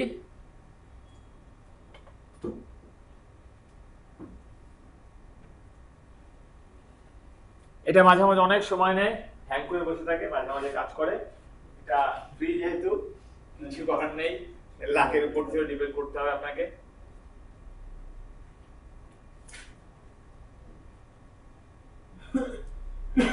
আর যে ডাটাগুলো পাবে না, একটা কথা বলি, যে ডাটাগুলো এ দেখাবে না বা যে ডাটাগুলো শো করবে না, হতে পারে আপনি চাইলে ওই ডাটাগুলো ম্যানুয়ালি প্লে করতে পারেন, কারণ টুলের নাম আপনি জানেন। আমরা কোন কোন টুলে আছি, মজ, ম্যাজেস্টিক, href, অ্যালেক্সা। সো এই টুলগুলো আপনি নিজে পার্সোনালি যে এই ডাটাগুলো কালেক্ট করতে পারেন, যদি এখান থেকে ডাটা না দেয়। স্যার এই অ্যালেক্সাতে স্যার কি কোন স্যার কি করতে স্যার? শুধু অ্যালেক্সা র্যাঙ্ক, আর কিছু না।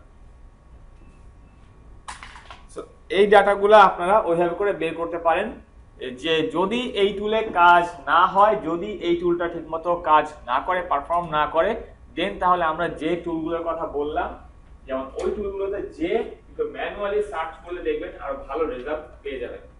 একটু কষ্ট তো করতেই হবে, কম্পিটিশন অ্যানালাইসিস করতে হলে, কম্পিউটারদের ডাটা বের করতে হলে একটু কষ্ট করতে হবে। সো ওইভাবে করে আপনার ডাটাগুলো বের করতে হবে। আমি যদি নর্মালি জাস্ট একটা জিনিস একটু দেখাই, একটা কম্পিটিটরকে আমি যদি নিয়ে একটু ম্যানুয়ালি সার্চ করি,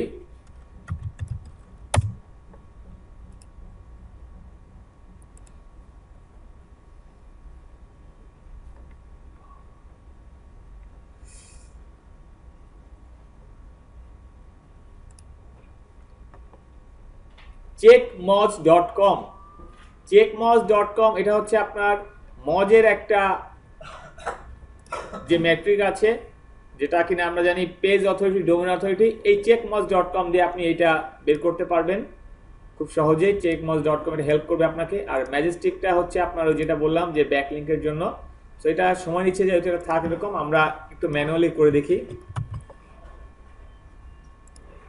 ম্যাজেস্টিকে যে এখানে লেখেন সার্চ দেন, আমি এখানে যে এখানে লিখলাম ফাইন্ড দিলাম, নিচে আসি, এই যে দেখেন আপনাকে পিএ দিয়ে দেখাই দিচ্ছে যে পিএ কত, ডিএ কত।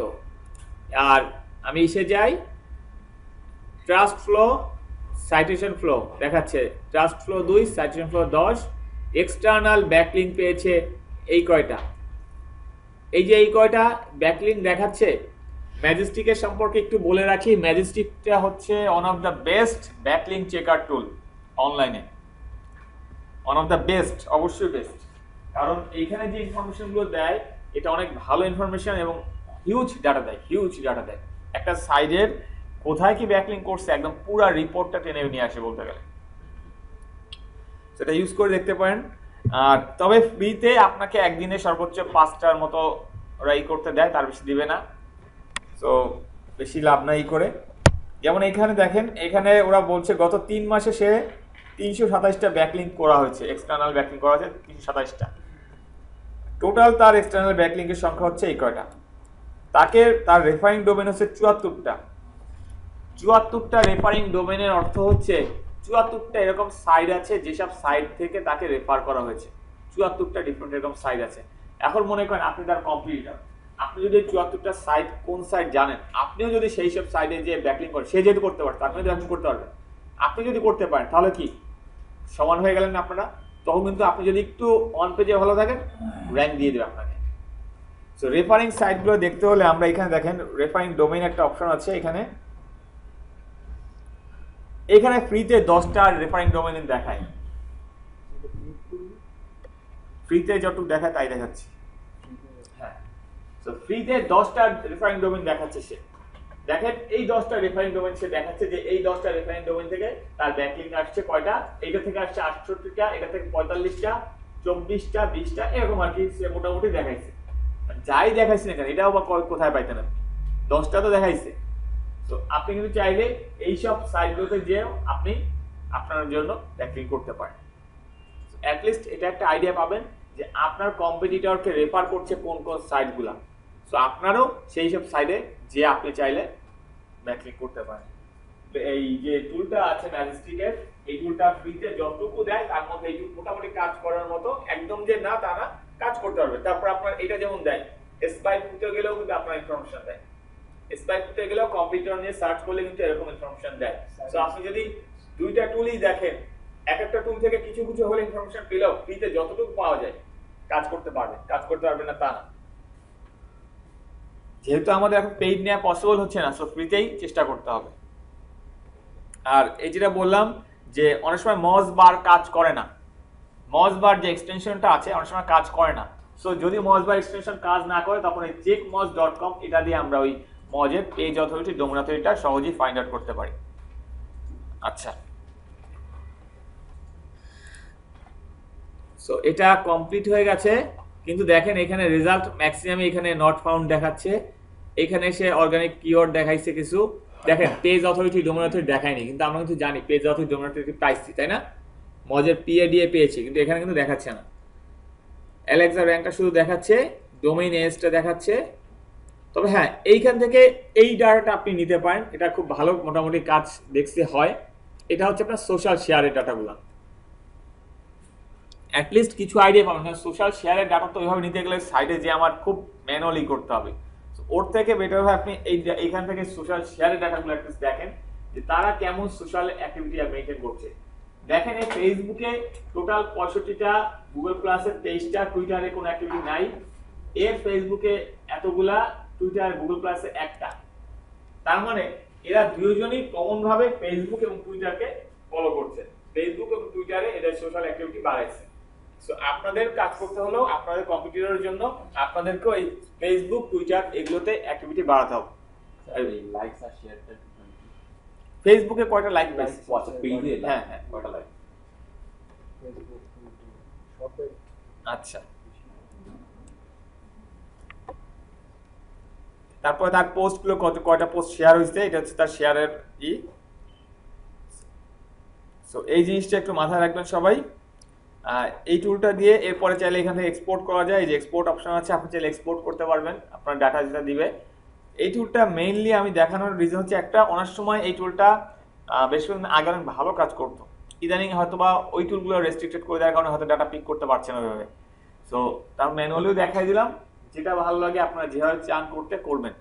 তবে কম্পিটিশন অ্যানালাইসিসের জন্য ম্যানুয়ালি কাজ করাটা সবচেয়ে বেটার। ম্যানুয়ালি কাজ করা বলতে গেলে প্রত্যেকটা পেজে যে কারণ আপনার তো কম্পিউটার একটা পেজের জন্য সর্বোচ্চ কয়টা, মানে একটা কম্পিউটার হবে একটা কিওয়ার্ডের জন্য 10টা সর্বোচ্চ। ফার্স্ট পেজে 10টা 20টা রেজাল্ট আসবে না, তার ভিতরে আমি বলেই দিয়েছি যে 10টাই তো আপনার কম্পিউটার না, 10টার মধ্যে অনেক থাকতে পারে সোশ্যাল সাইট, উইকিপিডিয়ার সাইট, অনেক ব্র্যান্ড সাইট, সো এগুলো তো কম্পিউটার না। যারা কম্পিউটার এইরকম কয়েকটা পেজকে টার্গেট করে ওই পেজগুলো ভালোভাবে অ্যানালাইসিস করেন। নর্মালি যদি আমরা একটা পেজকে অ্যানালাইসিস করার কথা বলি, একদম শর্টলি অ্যানালাইসিস করার কথা বলি, মনে করেন এখানে আমরা এই পেজটাকে এখন অ্যানালাইসিস করব, যে পেজটা কিনা মনে করেন র্যাঙ্কে আছে ফার্স্ট পেজে, এবং কি কিওয়ার্ডের জন্য, SEO training institute in Dhaka, এটা হচ্ছে আমার কিওয়ার্ড। আমরা যদি এখানে একটা এক্সটেনশনকে একটু করে দেই,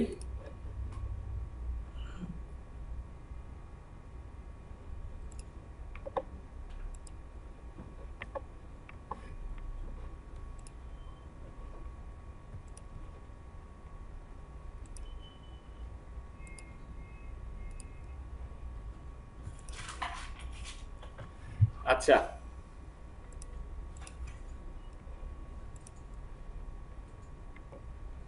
মজার বিষয় হচ্ছে এখানে কিছু টাইটেল দেখাচ্ছে না, মেটা ডেসক্রিপশন দেখাচ্ছে না, মেটা কিওয়ার্ডও দেখাচ্ছে না, কিছুই দেখাচ্ছে না। আমরা নর্মালি এখান থেকে কিভাবে দেখতে পারি, আর একটা পেজে এসে তার মেটা কিওয়ার্ড বা মেটা ডেসক্রিপশন আছে কিনা কিভাবে দেখতে পারি?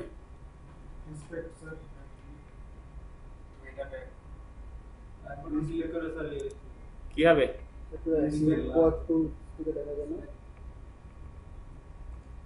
পেজ ইনফো এ তো দেখাচ্ছে না, এটা বলছে নাই, তার মানে কি সত্যি নাই? তাও কি শিওর হওয়া যায় না একটু? এ বলছে নাই, ঠিক আছে, কিন্তু আরেকটু শিওর হওয়া কি যায়? কিভাবে বলেন? ইন্সপেক্টে গেলে কি দেখাবে? তাহলে পেজ ভিউ পেজ সোর্স থেকে পড়ে বের করে কর্নার ফাইন্ড দিলাম, মেটা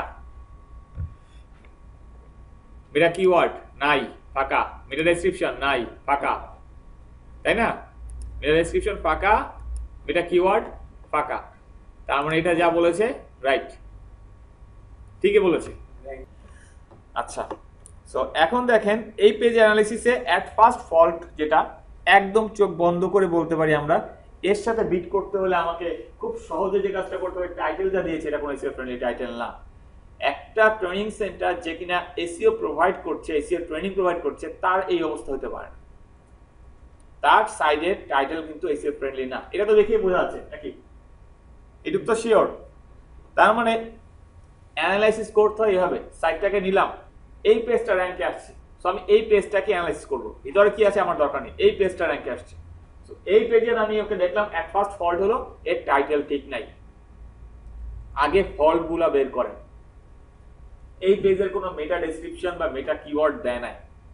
এখন বলবেন স্যার মেটা কিওয়ার্ড তো না দিলে ভালো, হ্যাঁ মেটা কিওয়ার্ড না দেওয়াটা বেটার, মেটা কিওয়ার্ডটা দিলে কোনো এখন লাভ হয় না, কিন্তু গুগল মেটা কিওয়ার্ডকে কোনো ভ্যালু দেয় না, কিন্তু ই কমার্স সাইটের ক্ষেত্রে আমি মেটা কিওয়ার্ড সাজেস্ট করি। কেন করি? বিং আপনার ইয়াহু আদার্স যে সার্চ ইঞ্জিনগুলো আছে তারা কিন্তু আবার মেটা কিওয়ার্ডটাকে এখনো কিছুটা হলেও ভ্যালু, ওই ক্ষেত্রে কিন্তু আবার আপনার মেটা কিওয়ার্ড একটা কিছুটা হলেও ওইখান থেকে ট্রাফিক গুলো আসার একটাই থাকে। সো গুগলের জন্য মেটা কিওয়ার্ডের কোনো ভ্যালু নাই, অনেক চিন্তা করতে হবে না। আচ্ছা, এখন আসি, এবার আসি এই সাইডের মধ্যে আমি একটু দেখি আমার কিওয়ার্ড ছিল কি, SEO training institute in Dhaka. এই সাইডের মধ্যে এই কথাটা কি কোথাও আছে কিনা একটু খুঁজে বের করি আমি। এসইও, এসইও নাই, এসইওটাই খেলে আছে। ট্রেনিং ইনস্টিটিউট, আচ্ছা SEO training institute in Dhaka, এই কথাটা একসাথে কিওয়ার্ড হিসেবে এই লেখা এই পেজের মধ্যে কোথাও নাই, এই পেজের মধ্যে কোথাও নাই। So, আপনার যদি একটা পেজ এরকম থাকে যেটা কিনা মনে করেন হয়তো আপনি একটা ট্রেনিং ইনস্টিটিউট আছে, তার মধ্যে কি আপনি ডিভিশন ওয়াইজ আলাদা আলাদা করে পেজ করতে পারেন না? হতেই পারে আপনার ঢাকা ডিভিশনের জন্য একটা আপনার ট্রেনিং পেজ আছে, চিটাগং ডিভিশনের জন্য একটা আছে, বরিশাল, রাজশাহী, এদের জন্য ডিফারেন্ট ডিফারেন্ট পেজ আছে। সো আপনার যদি ঢাকা ডিভিশনের জন্য পেজ থাকে, সেখানে যদি আপনার একটা H1 ট্যাগ থাকে এরকম যে SEO training institute in Dhaka, H1 ট্যাগে পড়া ওইটা কি তাহলে আপনার এই পেজের থেকে বেশি ভ্যালু হয়ে গেল না? তাহলে পেজটা একটা তো আমি কিওয়ার্ডটাকে রাখছি এবং H1 ট্যাগের মধ্যে রাখছি, আমার কিন্তু এই জিনিসটা আমাকে ওই পেজটাকে ভ্যালু বাড়াতে হেল্প করবে। এইখানে কিন্তু এই জিনিসটা নাই, মেইন কিওয়ার্ডটা সে কোনো ফোকাসটাই করেনি এখানে। সো এরা কিন্তু আপনার সেই লেভেলে কম্পিউটার না যাদের সাথে বিট করতে আপনার খুব বেশি ঝামেলা হবে। জাস্ট সাইট ঠিক মতো অন পেজ করলে আপনার পেজ র্যাঙ্কে চলবে। শুধু অন পেজ ঠিক মতো করতে পারলে অফ পেজে আপনার ভ্যালু দিতে হবে না। অন পেজটা ঠিক মতো করায় দাঁড় করা দেন, সাইট র্যাঙ্কে চলে আসবে এই কিওয়ার্ডের জন্য। সেদিন একটা কিওয়ার্ড নিয়ে কম্পিটিশন অ্যানালাইসিস করেছিলাম, সেটা হচ্ছে আপনার ফ্রেশ ফিশ। এটা ছিল keyword, fresh fish in Dhaka. মানে এখন তো অনলাইনে সবকিছু আসছে, ওরা বলছিল স্যার আমরা তাহলে কি, ওদের চাহিদাটা ছিল এরকম যে আমরা একটু ফ্রেশ ফিশ নিয়ে একটু দেখি, যেমন অনেক সাইডও আছে এরকম মার্কেটে যারা আসছে, ঠিক আছে। So fresh fish in Dhaka লেখা সার্চ করলে যা রেজাল্ট আসে খুব মজার একটা জিনিস আসে, ওদের এটা খুব ভালো লাগছিল। একটু দেখেন, fresh fish in Dhaka, fresh fish in Dhaka লিখে সার্চ করলে র্যাঙ্কে আসছে দেখেন ফার্স্টেরটাই freshfishbd.com। সো বাংলাদেশে কিন্তু এটা নিয়ে কাজ হচ্ছে। গেল প্রথম কথা, ফ্রেশ ফিশ বিডিরই একটা সাইট, এটা সাইট বলতে হবে ফেসবুক ফ্যান পেজ ওদেরই। তারপরে আসি fishbazarbd.com, এরপরে আসি getyourfish.com, সব কিন্তু লোকাল বিজনেস সাইট সব কটা। বিক্রয়.com, ফ্রেশ ফিশ, ইউটিউবে দুইটা ভিডিও, এটা কি বলে? কোনটা?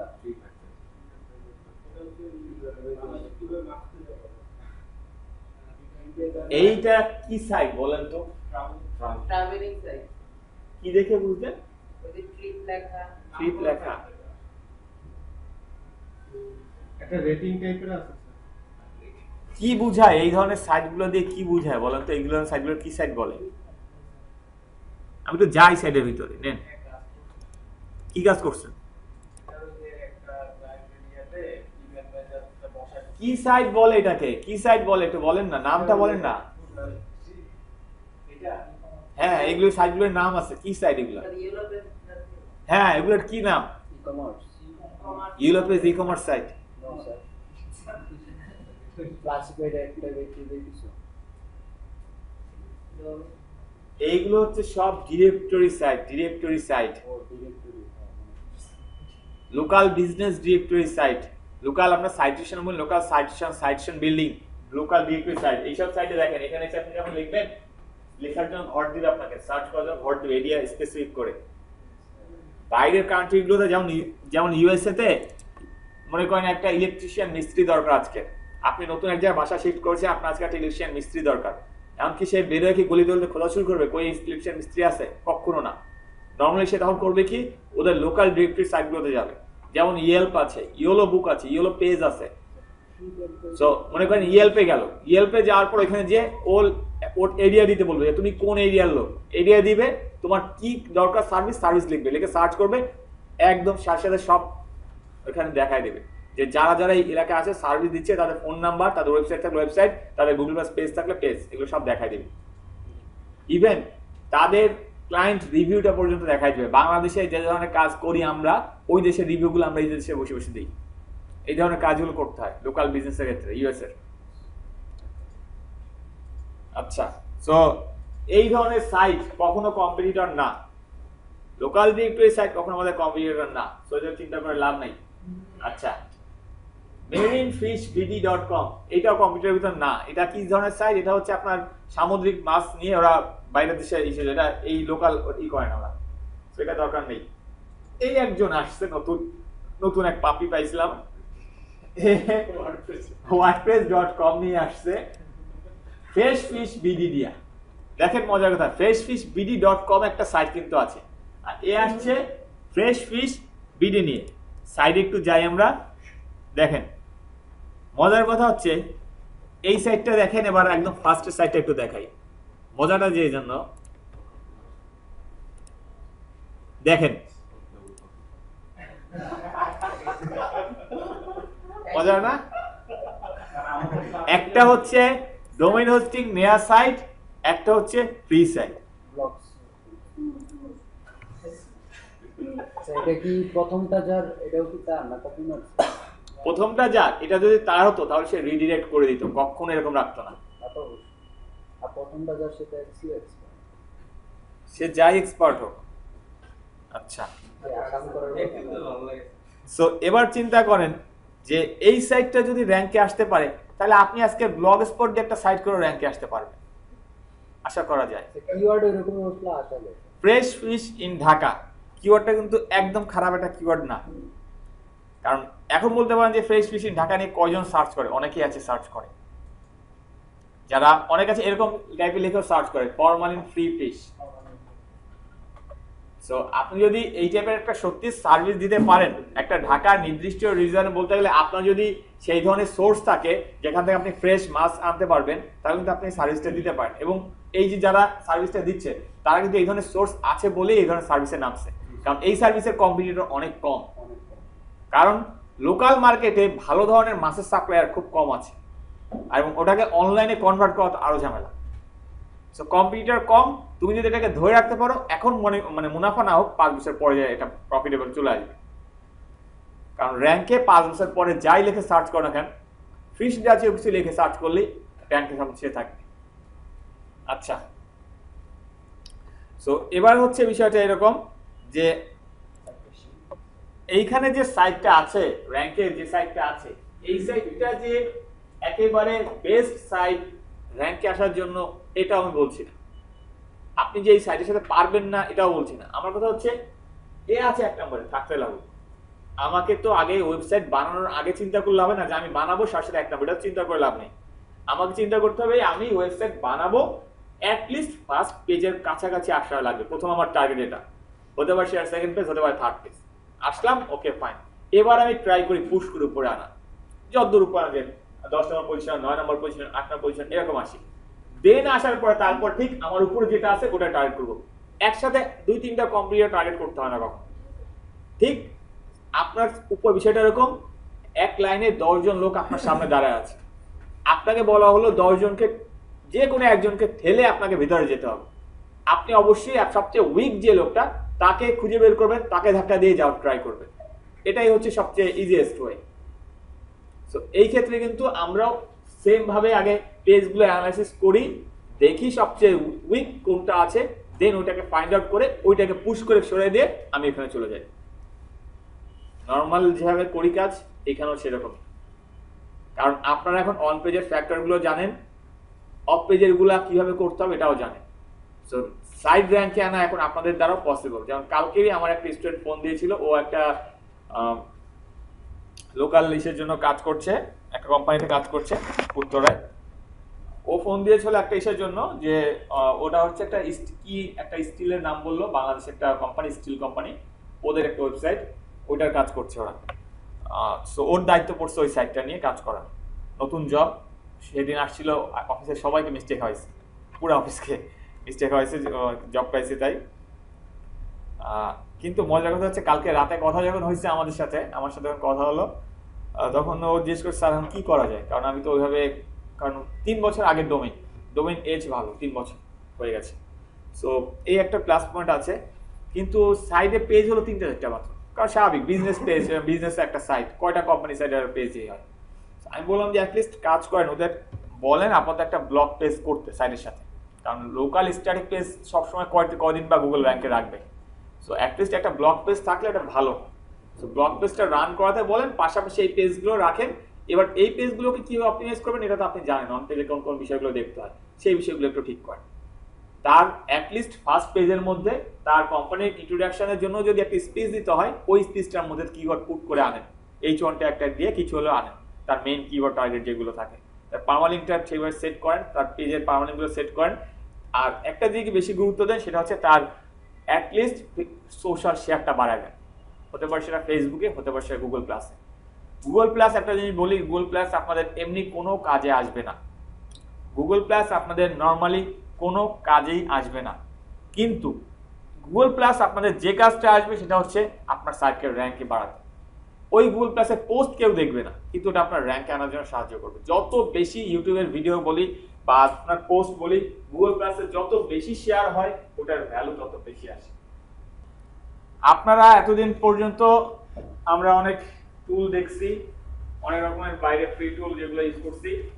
তা গুগলের জন্য যেহেতু কাজ করব আমরা, সো গুগলের যে টুলটা আছে, এই দুইটা টুল আপনার অবশ্যই সাইট যেদিন তৈরি করবেন ওদিন থেকে অ্যাড করা বেটার। একটা হচ্ছে গুগল ওয়েবমাস্টার, যেটা গুগল সার্চ কনসোল নামে পরিচিত, আর একটা হচ্ছে গুগল অ্যানালাইটিক্স। এই দুইটা টুল আপনার সাইটে মাস্ট এবং অবশ্যই অ্যাড থাকতেই হবে, যদি আপনি গুগলের থেকে কোনো রকম বেনিফিট পেতে চান। তাহলে যদি আপনার সাইটের সাথে এই দুটো টুল অ্যাড না থাকে, তাহলে গুগল আপনাকে কোনো প্রকারের বেনিফিট সে দিবে না তার সাইট থেকে অ্যাটলিস্ট। এবার আসি এই দুটো মানে টুলের মধ্যে আমি তো আপনাদের দেখিয়েছিলাম যে কিভাবে ওয়েবমাস্টারের সাইট অ্যাড করতে হয়, ক্লাসে দেখিয়েছিলাম, রাইট? এবং প্লাস ক্যানোনিক্যাল ইস্যু কিভাবে ফিক্সিং করতে হয় এটাও দেখাচ্ছিলাম। আচ্ছা, ক্যানোনিক্যাল ইস্যু ফিক্সিং এর কথা একটু বলি। কেউ যদি চান যে আমার সাইটটা আমি রুট ডোমেইন দিয়ে দেখাবো, www দিয়ে না, তাহলে কিন্তু তার ওয়ার্ডপ্রেস ইনস্টল যখন করবেন ওই সময় কিন্তু ওই শুধুমাত্র রুট ডোমেইনটাই চেনা দিতে হবে। এই জিনিসটা মনে রাখবেন। মানে আমরা কালকে দেখালাম কি যে গুগল প্রেফার করে www দিয়ে সাইট প্রেফার করে সে। সো আমরা ট্রাই করব www দিয়েই আমাদের প্রেফার্ড ডোমেইনটা সেট করতে। এই কারণে কি করছিলাম, আমরা যখন ওয়ার্ডপ্রেস ইনস্টল করছিলাম তখন কিন্তু www টা আমরা চুজ করছিলাম প্রোটোকলের জায়গায়, চুজ প্রোটোকলে।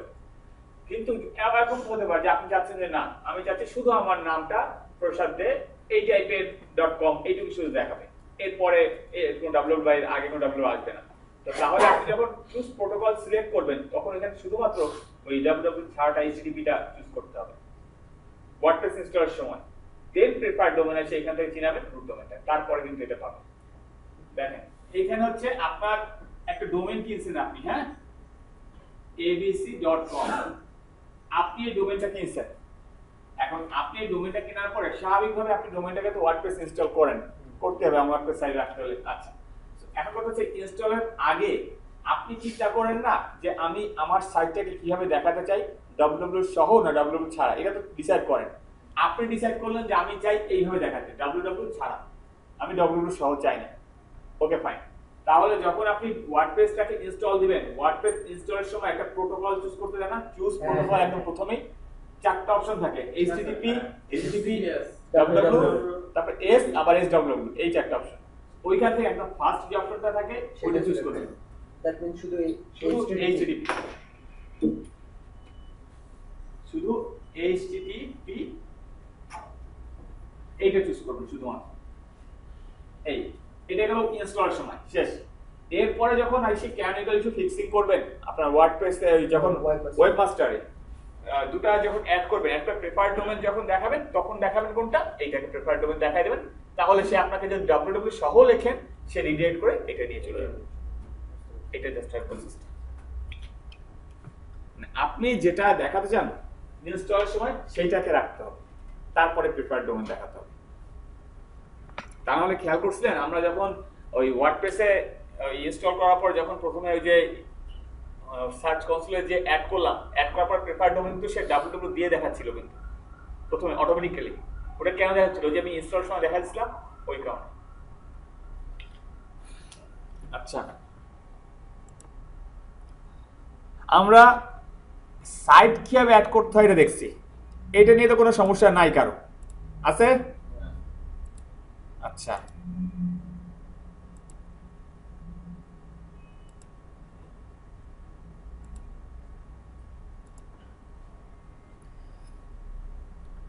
সো সাইট কীভাবে অ্যাড করতে হয় এটা নিয়ে যদি কারো কোনো ঝামেলা না থাকে দেন আমরা আদার্স অপশনগুলোতে আসি। একটা জিনিস বলি, এইখানে আমি আপনাদেরকে মেইন যে কাজে দেয় যে অপশনগুলো এইগুলো শুধু আলোচনা করব, এক্সট্রা তেমন কোনগুলো যাব না যেগুলো দরকার হয় না আমাদের। মেইন বলতে গেলে ম্যাক্সিমামগুলোই আসবে, হয়তো কয়েকটা দুই একটা হয়তো বাদ যাবে। আর গুগল অ্যানালাইটিকের ক্ষেত্রে অনলি যেগুলো ইম্পর্টেন্ট ওইগুলো শুধু আলোচনা করব। সো এইখানে অ্যাট ফার্স্ট আমাদের যে অপশনটা আছে এখানে সার্চ অ্যাপিয়ারেন্সের আগে একটু বলি, এইখান থেকে সাইট সেটিংস যে অপশনটা ছিল আপনারা সবাই দেখছেন যে সাইট সেটিংসে আমাদের কিন্তু এখানে একটা প্রেফারেড ডোমেন চুজ করার বিষয় আছে। আরেকটা আছে ক্রল রেট। ক্রল রেটটা বাই ডিফল্ট যা আছে সেটাই রাখবেন। তারপরেও বলে এটা কাজটা কি একটু বলে দিই, সেটা হচ্ছে এইটা অ্যাকচুয়ালি গুগলকে একটু শিডিউল করে দেয়া যে তুমি কবে কবে কোন টাইম রেঞ্জে আমার সাইট ক্রল করবে, জাস্ট তাকে একটা শিডিউল করে দেন। কিন্তু সে যে এটা করবেই এটা শিওর না। আপনি আপনার ভালো দিকটা আপনি বলছেন, বিষয়টা এরকম যে আমি বলে দিলাম যে আপনি সাধারণত যে আমার সাথে দেখা করতে চান এই টাইমে আপনি আসলে ভালো হবে আপনার জন্য, বলে দিলাম যে আমি তো ফোর্স করলাম না যে আপনাকে এই টাইমেই আসতে হবে। গুগলকে আপনি এটা বলে দিতে পারেন এই টাইমগুলো আমার জন্য ভালো, তুমি এই টাইমে আমার সাইট ক্রল করবে। কিন্তু এটা ঠিক করা ঠিক না, এইটাকে বাই ডিফল্ট রাখাই বেটার, কারণ গুগল তার ইচ্ছা মতো যাতে ক্রল করে। এই ক্ষেত্রে অ্যাটলিস্ট তার স্বাধীনতাটাই দেওয়া উচিত। তারপর জাস্ট জানা দরকার বলে রাখলাম যে আপনি দেখেন লিমিট করে দেওয়া যায় যে আপনার কিভাবে করবে।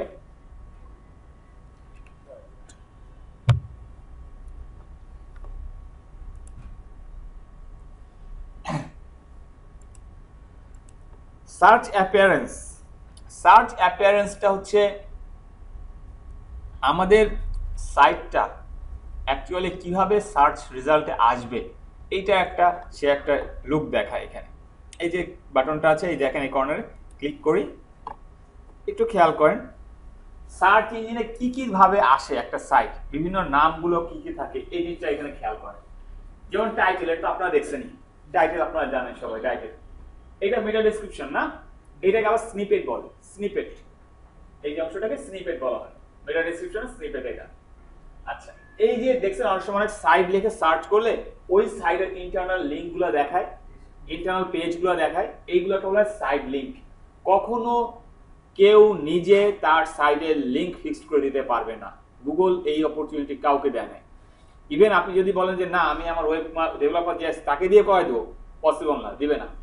গুগল অনলি সেই সব ক্ষেত্রেই সাইট লিঙ্ক দেখায় যখন আপনার সাইট ব্র্যান্ড হবে, অনেক পপুলার পাবে, মানে পপুলারিটি পাবে, তখন আপনার সাইটে সে অটোমেটিক্যালি কিছু ইম্পর্টেন্ট পেজকে আপনার সাইটের সাথে, হতে পারে about page, contact us page, এইসব পেজগুলোকে আপনার সাইটের সাথে দেখাবে সাইট লিঙ্ক হিসেবে। তবে হ্যাঁ, আপনি এইটা করতে পারেন যে আপনার কোনো একটা সাইটকে পেজকে সে সাইট লিঙ্কের সাথে দেখাচ্ছে, শো করছে, আপনি চাচ্ছেন না সেটা সে শো করুক, এই জন্য তাকে রিকোয়েস্ট করতে পারবেন যে তুমি আমাকে এই পেজটা আমার সাইট লিঙ্ক হিসেবে শো করো না। কিন্তু আপনি কখনোই এটা করতে পারবেন না যে কোন পেজকে সে সাইট লিঙ্ক হিসেবে দেখাবে এটা আপনি আগে থেকে ম্যানুয়ালি সিলেক্ট করে দেন, এটা কখনোই করতে পারবেন না আপনি, এই অপরচুনিটি আপনার নাই। আচ্ছা, সার্চ এটা আলাদা। ইউআরএল তো জানেনই কি, event rich snippet. Event rich snippet হচ্ছে, দেখেন ক্যাপিটাল, নরমাল স্নিপেট হচ্ছে মেটা ডেসক্রিপশনটা। ইভেন্ট রিচ স্নিপেট হচ্ছে অনেক সময় আমরা বিভিন্ন ডেট দিয়ে বিভিন্ন ইভেন্ট ক্রিয়েট করি না আমাদের পেজের মধ্যে, ওইটাও শো করে, দেখবেন অনেক ইসে আছে রেজাল্ট পেজে শো করে, এটা হচ্ছে ইভেন্ট রিচ স্নিপেট বলে। আর এই যে এইটা হচ্ছে সাধারণত আপনার বিভিন্ন হোটেল, বিভিন্ন রেস্টুরেন্ট, এদের ক্ষেত্রে, লোকাল বিজনেস, এদের ক্ষেত্রে এই রেটিংগুলো দেখা যায়। হ্যাঁ, ডিরেক্টরি সাবমিশন সাইটও দেখা যায়, বা লোকাল বিজনেস ক্ষেত্রে ডিরেক্টরি সাইট দেখা হয়। এটা হচ্ছে যে আপনাকে কেমন রেটিং দিয়েছে, বিভিন্ন সফটওয়্যার ডাউনলোডের সময় আমরা বেশি জিনিসটা দেখি যে কেমন একটা রিভিউ আসছে, এটা হচ্ছে প্রোডাক্ট রিচ স্নিপেট। জাস্ট এই নামগুলো একটু মনে রাখেন, এইগুলো আমাদের লাগে না খুব বেশি, তবে আমাদের যে জিনিসগুলো লাগে জানা, এসইওর কাজের ক্ষেত্রে অনেক বায়ার আছে এই ঝামেলা করে কি, সে বলে আমাকে সাইড লিঙ্ক এনে দাও। এরকম আমি একটা বায়ার পাইছিলাম, তার কথা ছিল এরকম আমাকে সাইড লিঙ্ক এনে দিতে হবে। তখন আমি এসইওর কাজ নতুন কেবল করি, আমি তখন মনে করছিলাম যে হয়তো একটা ম্যানুয়াল কোনো ওয়ে আছে করার, খুব ঘাটছি কয়েকদিন, বেশ কোনো পড়াশোনা করছি যে কীভাবে সাইড লিঙ্ক আনতে হয়, অনেকে বড় ভাইয়ের কাছে গেছি, জিজ্ঞেস করছি, কিন্তু অ্যাকচুয়ালি আমি এটা তখন জানতাম না যে সাইড লিঙ্ক অটোমেটিক্যালি চলে আসে। এখন মাঝে মাঝে চিন্তা করি আর ভাবি যে কি করছি ওই টাইমটায়। তো যাই হোক না কেন, এখন কথা হচ্ছে সাইড লিঙ্কের বিষয়টা, এটা অনেক সময় বায়ার বলে। তো এই যে মাথায় রাখবেন, সাইড লিঙ্কটা অটোমেটিক্যালি আসে, এটা কখনো ফোর্স করে আনার কিছু নাই। আর তখন বায়ার কি করবে? বায়ারকে তখন এইখানে একটা স্ক্রিনশট নিয়ে দরকার দেখাই দিবেন যে সাইড লিঙ্ক কখনো এটা ম্যানুয়ালি হয় না, এটা অটোমেটিক্যালি গুগল যখন আপনার সাইট পপুলারিটি পাবে তখনই দিবে, এর আগে দিবে না, আপনি চাইলেও দিবে না। আচ্ছা, এবার সে স্ট্রাকচার ডাটা। স্ট্রাকচার ডাটা নিয়ে একটা কথা বলি, এইখানে খুব বেশি না বুঝলে খুব বেশি ঘাটাঘাটি করবেন না। যদি এরর দেখায় কিছু কারণে বসে থাকেন, কারণ আপনি কোডিং জানেন না, সোজা কথা। স্ট্রাকচার ডাটার ক্ষেত্রে ইদানিং এই জিনিসটা schema.org, স্কিমা মার্কআপ, এই ধরনের কথাবার্তা ইদানিং আসছে, শোনা যায়। এই ধরনের কথাবার্তা খুব বেশি শোনা যায় ইদানিং। এটা একটু অ্যাডভান্স লেভেলের টেকনিক্যাল এসইও বলি আমরা এটাকে, টেকনিক্যাল এসইওর একটা পার্ট। সো এইখানে টেকনিক্যাল এসইওর পার্ট আমি বুঝাতে যাচ্ছিও না, আমি জাস্ট নর্মালি কিভাবে এটা হয় ইজিতে যেটা সেটা বুঝাই। আপনার স্ট্রাকচার ডাটার ক্ষেত্রে 23 এরর দেখাচ্ছে।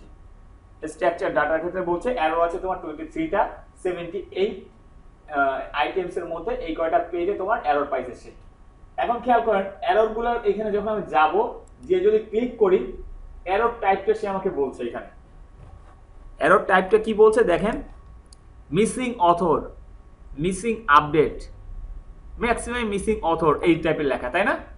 আচ্ছা, এই যে এররগুলো আছে, এই এররগুলা সলভ করার একটা নর্মাল ওয়ে আছে, সহজ ওয়ে আছে, এটা এইখান থেকে করা যায়, ওয়েব মাস্টার থেকে করা যায়। ডেটা হাইলাইটার, এই যে অপশনটা আছে এটা যাই।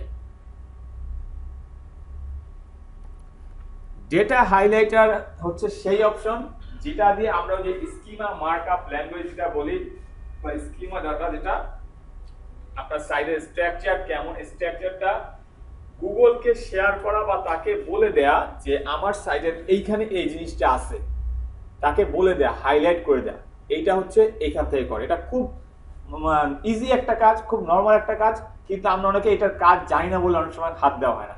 অনেকেই আছে যে কাজ জানি না, এই জন্য কখনো আমরা হয়তো এখানে আসিনি, আমি হাতও দিইনি। কাজটা একটু দেখি। মনে করেন স্টার্ট হাইলাইট, আমি একটা হাইলাইট শুরু করলাম। এখন বলছে তুমি এখানে তোমার সাইডের যদি কোনো ইন্ডিভিজুয়াল পেজ থাকে সেটা তুমি দিতে পারো, বা চাইলে তুমি তোমার হোম পেজকে দিয়ে শুরু করতে পারো।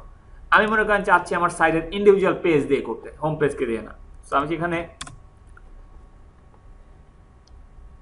মনে করেন আমি এখান থেকে এই আর্টিকেলটা মনে করেন আমি অ্যাপ্রার সাথে এটা কি ই করা শেষ? আচ্ছা, মনে করেন এই আর্টিকেলটা আমি চাচ্ছি ই করতে। তো আমি এই আর্টিকেলের ইউআরএলটা নিলাম, পেস্ট করলাম। সে আমাকে বলছে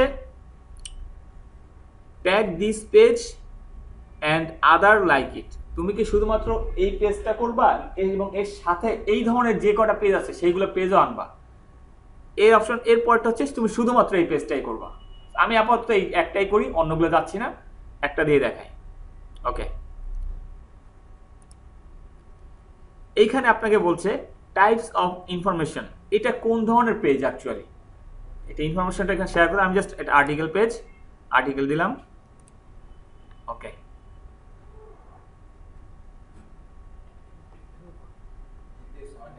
ও ইন্ডেক্স নতুন দেয়া।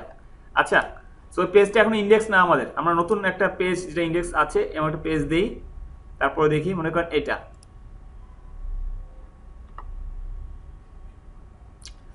এই পেজটা আমরা দেখি।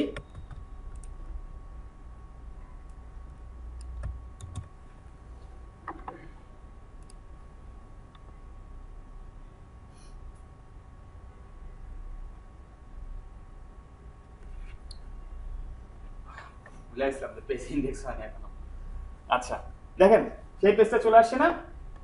আপনি যে পেজটা দেখাইছেন সেই পেজটাই তো আসছে, এই তো শিওর। আচ্ছা, এবার দেখেন এইখানে এসে বলছে কি কি আর্টিকেলে কি কি থাকে। একটা আর্টিকেলে সাধারণত title, author, date of published, category, যদি কোনো রেটিং অপশন রাখেন আপনি রেটিং, এগুলোই তো থাকে একটা আর্টিকেল পেজে। আপনাকে বলছে এইগুলা মার্ক করেন। আপনি কিভাবে মার্ক করেন? খুব ইজি কাজ। দেখেন ফার্স্টে আর্টিকেলের টাইটেল নাই, তাই না? সিলেক্ট করলাম, এটা কি টাইটেল, চলে গেছে। কাজটা কি বোঝা যাচ্ছে আমি যা করছি? আচ্ছা, এবার আসি অথর। অথর কে? অথর দেখেন চলে গেছে। ডেটা পাবলিশড হয়েছে কত তারিখে, যদি থাকে এখানে দিব, ডেটা পাবলিশ নাই আমার এখানে দিতে পারছি না। ওকে, ইমেজ ইমেজ ইমেজ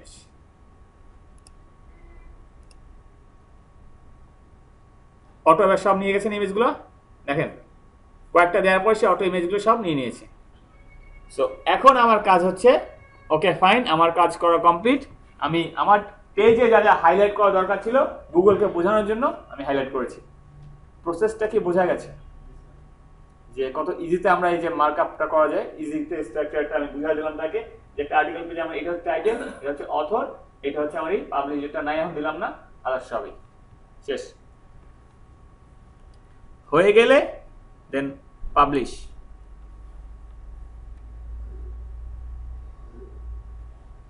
এখানে একটা পেজ পাবলিশ অবস্থা আছে। এবার এটা গুগল নিজের মতো পরবর্তী আসবে, এসে আবার ঠিক যেভাবে আপনি স্ট্রাকচারটা করেছেন পুরো সে রিড করে নেবে। এতে হয় কি, তার র্যাঙ্ক দিতে সুবিধা হয়। এবং শুধু র্যাঙ্ক দিতে সুবিধা হয় না, ওই যে আমরা রিচ স্নিপেট দেখলাম না কিছুক্ষণ আগে, ওই রিচ স্নিপেট এইভাবে সে দেখায়, তা নাহলে দেখায় না। নর্মাল পেজের রিচ স্নিপেট দেখায় না। যে পেজের স্ট্রাকচার ঠিক আছে ওই সব পেজের ওই অথরের নাম অনেক সময় নিয়ে আসে, লেখার আর্টিকেল করলে রেডিং থাকলে ওটা নিয়ে আসে, পাবলিশের ডেট সহ নিয়ে আসে, এগুলো হচ্ছে রিচ স্নিপেটের কারণে হয় না, তা নাহলে আনে না। সো এই জিনিসটা কি বোঝা গেছে? ওটা ফুলফিল করা বলতে গেলে কি আপনি সাইটকে রেডি করে রাখতে পারেন, বাইরের জন্য সাইট রেডি করে রাখতে পারেন। তার সাইট এখন কবে র্যাঙ্ক পাবে সেরকম তার পপুলারিটি দিবে, অ্যাটলিস্ট 1-2 বছর আগে তো হবে না, ওই পর্যায়ে গেলে তারপরে এটা হবে। ওটা অটোমেটিক দেয়, ওটা কখন গুগল দিবে ওটা বলেও দেবে না, অটোমেটিক দেবে। ওর জন্য আপনি ওয়েট করে কোনো ফিক্সড কোনো ডেট দিয়েও লাভ নেই। HTML ইমপ্রুভমেন্টস এই একটা অপশন আছে এখানে, যেটা আমাদের কাজ করতে হয়। দেখেন এখানে এই অপশনে আমাকে বলে দিচ্ছে ডুপ্লিকেট মেটা ডেসক্রিপশন কতগুলাই, 14টা পেজে, শর্ট মেটা ডেসক্রিপশন 24টা পেজে। এখন এইখানে যে জিনিসটা বলছে, আপনার যদি দেখতে ইচ্ছা করে শর্ট মেটা ডেসক্রিপশন অ্যাকচুয়ালি কি কি দিছি, দেখেন এই হচ্ছে মেটা ডেসক্রিপশন দেয়া, এই হচ্ছে মেটা ডেসক্রিপশন দেয়া। এরা বলছে তুমি এই পেজে শর্ট মেটা ডেসক্রিপশন দিয়েছো, সো এটা তুমি মেটা ডেসক্রিপশনটাকে বড় করো। আপনি চাইলে এইভাবে করে দেখে অ্যাটলিস্ট একটা আইডিয়া যদি হয়ে যায়, হতে পারে না এরকম বাইরের পেজে কাজ করছেন, এখন তার 50টা পেজ আছে, কোনটায় কি করছে এটা তো আপনার ম্যানুয়ালি দেখতে হবে। একবারে দেখেন এভাবে দেখে এখান থেকে আপনি চাইলে সহজে আপনি এটা ফাইন্ড আউট করে ফেলেন যে কোথা থেকে কি দিছে, ওকে ফাইন দেখছি, ডাউনলোড করে ফেলি, ডাউনলোড করে এবার নিজে তারপরে কাজ করি। সো ইজিতে এই কাজটা করতে পারবেন আপনি চাইলে। এই দেখেন অবস্থা ডিসেবল করা।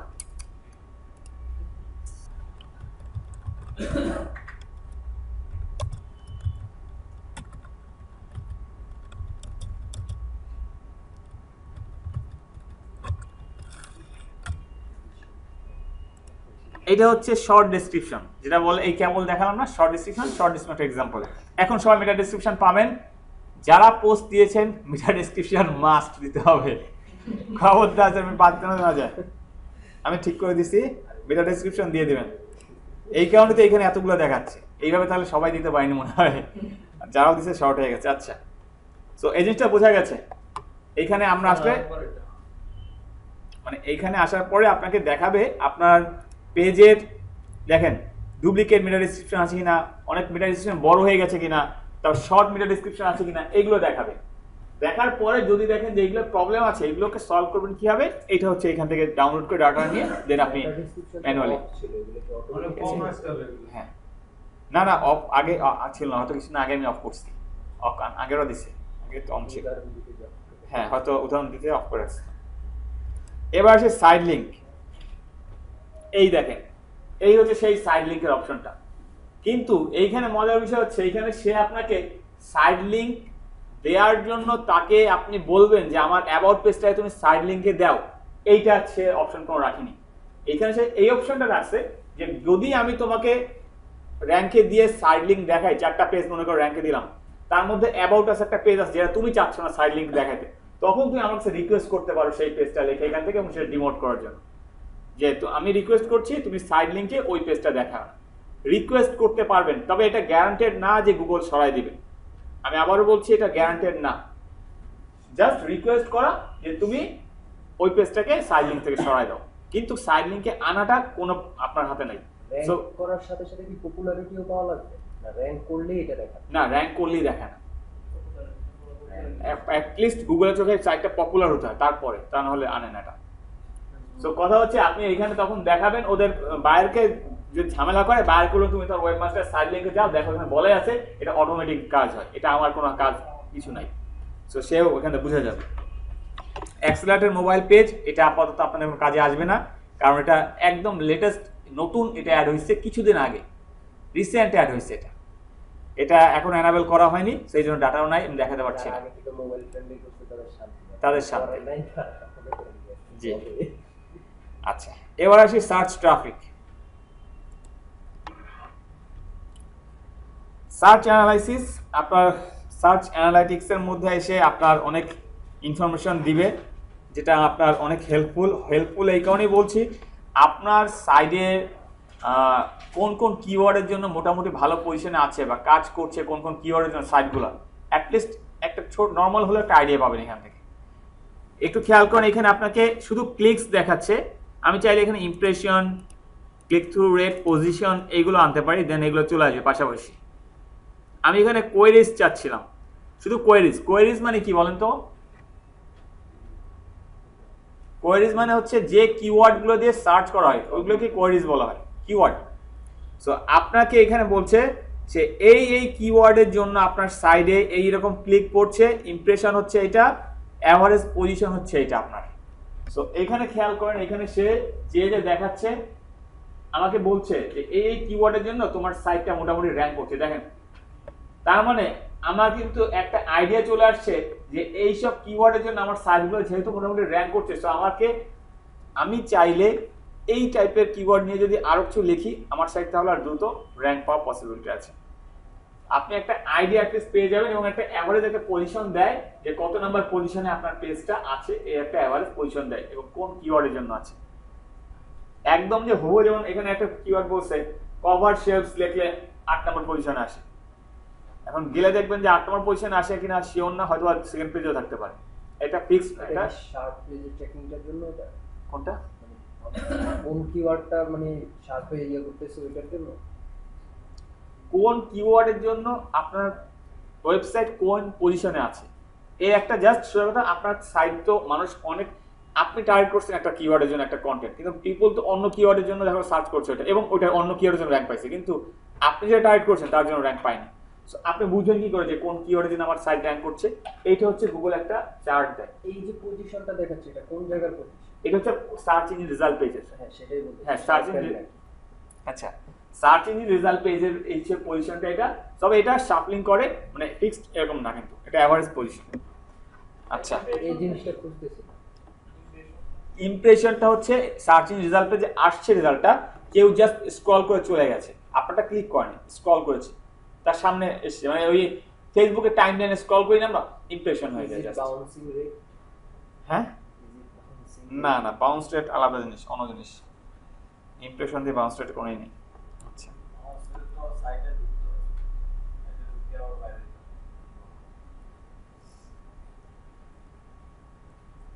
আচ্ছা, এখান থেকে চাইলে আপনি ফিল্টারিং করতে পারেন। দেখেন, ডিভাইস ফিল্টারিং করা যাচ্ছে এখান থেকে আপনার, যে মোবাইল থেকে কেমন আমার আসছে, ডেস্কটপ থেকে কেমন আসছে, যে ডেস্কটপ থেকে কেমন ভিজিটর আসছে আমার, ওকে ফাইন, ডেস্কটপের ভিজিটরটা দেখাবে, তাহলে যে ডেস্কটপ থেকে 35টা ক্লিক তোমার পড়ছে। সো আপনি এটা আপনার ইচ্ছা মতো এখান থেকে ফিল্টারিং করতে পারেন। সিটিআর, ক্লিক থ্রু রেট, এটা আসলে অনেক সময় লাগে, অনেক সময় লাগে না। লাগে বলতে গেলে কি, যারা সাধারণত অ্যাড করে সাইডে, তাদের জন্য সিটিআরটা ইম্পর্টেন্ট, তারা দেখে ওই জিনিসটা অনেক বেশি, যে আমার কেমন ক্লিক পড়ছে অ্যাডের পরে, এই জিনিসটা দেখে। সো সিটিআর নর্মালি বের করার একটা সূত্র আছে, এইটা আপনারা চাইলে যদি কেউ মনে না থাকে যে সিটিআর বের করতে পারছি না, এইভাবে বের করতে পারেন। সিটিআর সেটা সূত্রটা হচ্ছে এটা, যে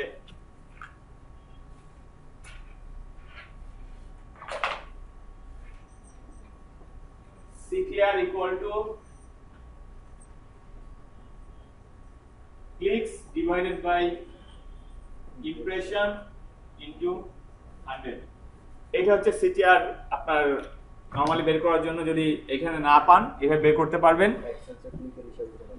যেমন এটা যদি আমরা দেখি, আমার পেজের CTRটা যদি দেখি, এখানে আমি এটাকে রিসেট করি ডিভাইসটাকে, এখন দেখেন এখানে সিটিআর দেখাচ্ছে কত 4.92, তাই না? সো আমি এটাকে এখন দেখেন হিসেব করি, ক্যালকুলেট করি। আমরা বলেছিলাম clicks divided by impression 854 into 100, দেখেন 4.92, এই যে, ঠিক আছে? সো আপনারা চাইলে এইভাবে করে অনেক সময় সিটিআরটা বের করতে পারেন, যদি দেওয়া না থাকে ডিভাইড করতে পারেন চাইলে। এইখানে জাস্ট দিচ্ছে লাস্ট 28 ডেজ এর জন্য কিন্তু আপনার হিসেবটা।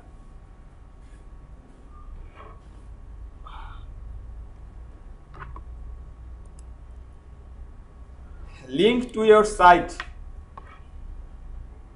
খেয়াল করেন এখান থেকে দেখাচ্ছে যে হু লিঙ্কস দ্য মোস্ট,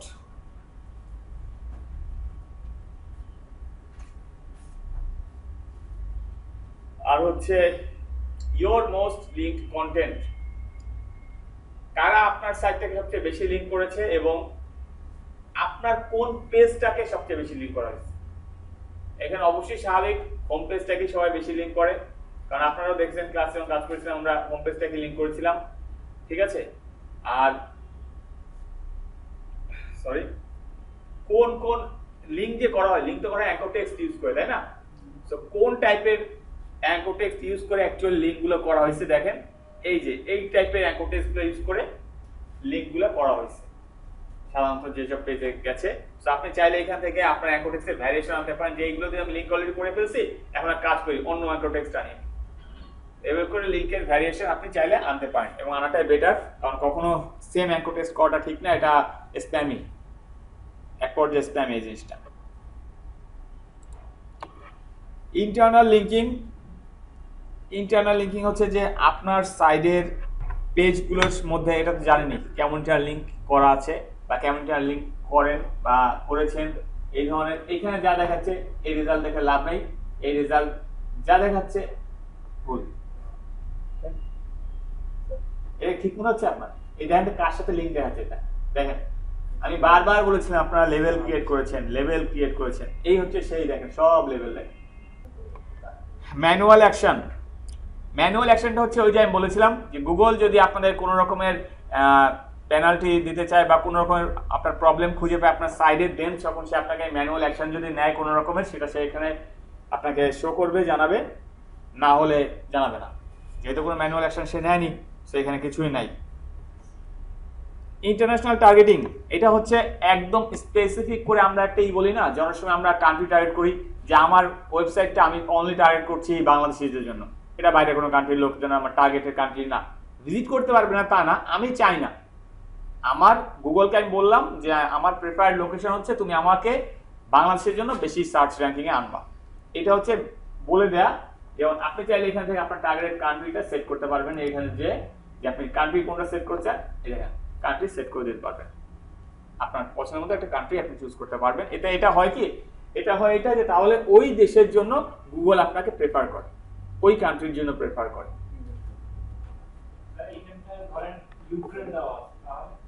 তাহলে তাই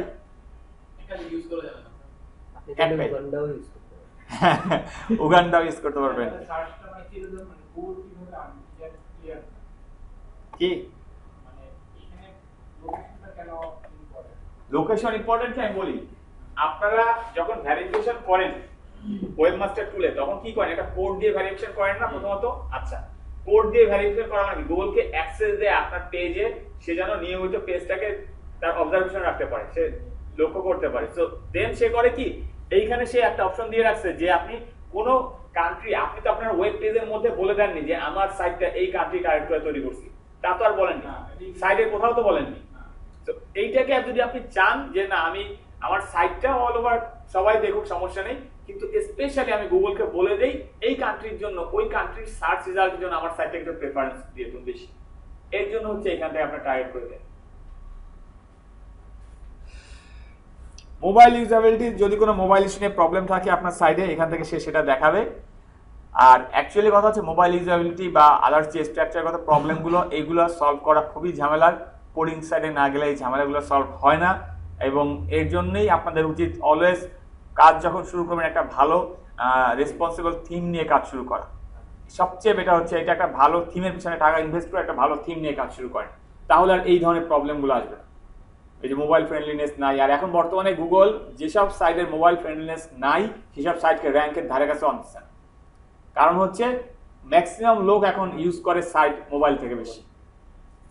এই কারণে অবশ্যই আপনার সাইডেও মোবাইল ইউজেবিলিটি বেশি থাকতে হবে, ভালো থাকতে হবে, এই জিনিসটা মাথায় রেখেন। ইন্ডেক্স স্ট্যাটাস, এটা জাস্ট আপনাদের কয়টা পেজ ইন্ডেক্স হচ্ছে এটা সম্বন্ধে একটা আইডিয়া দিবে।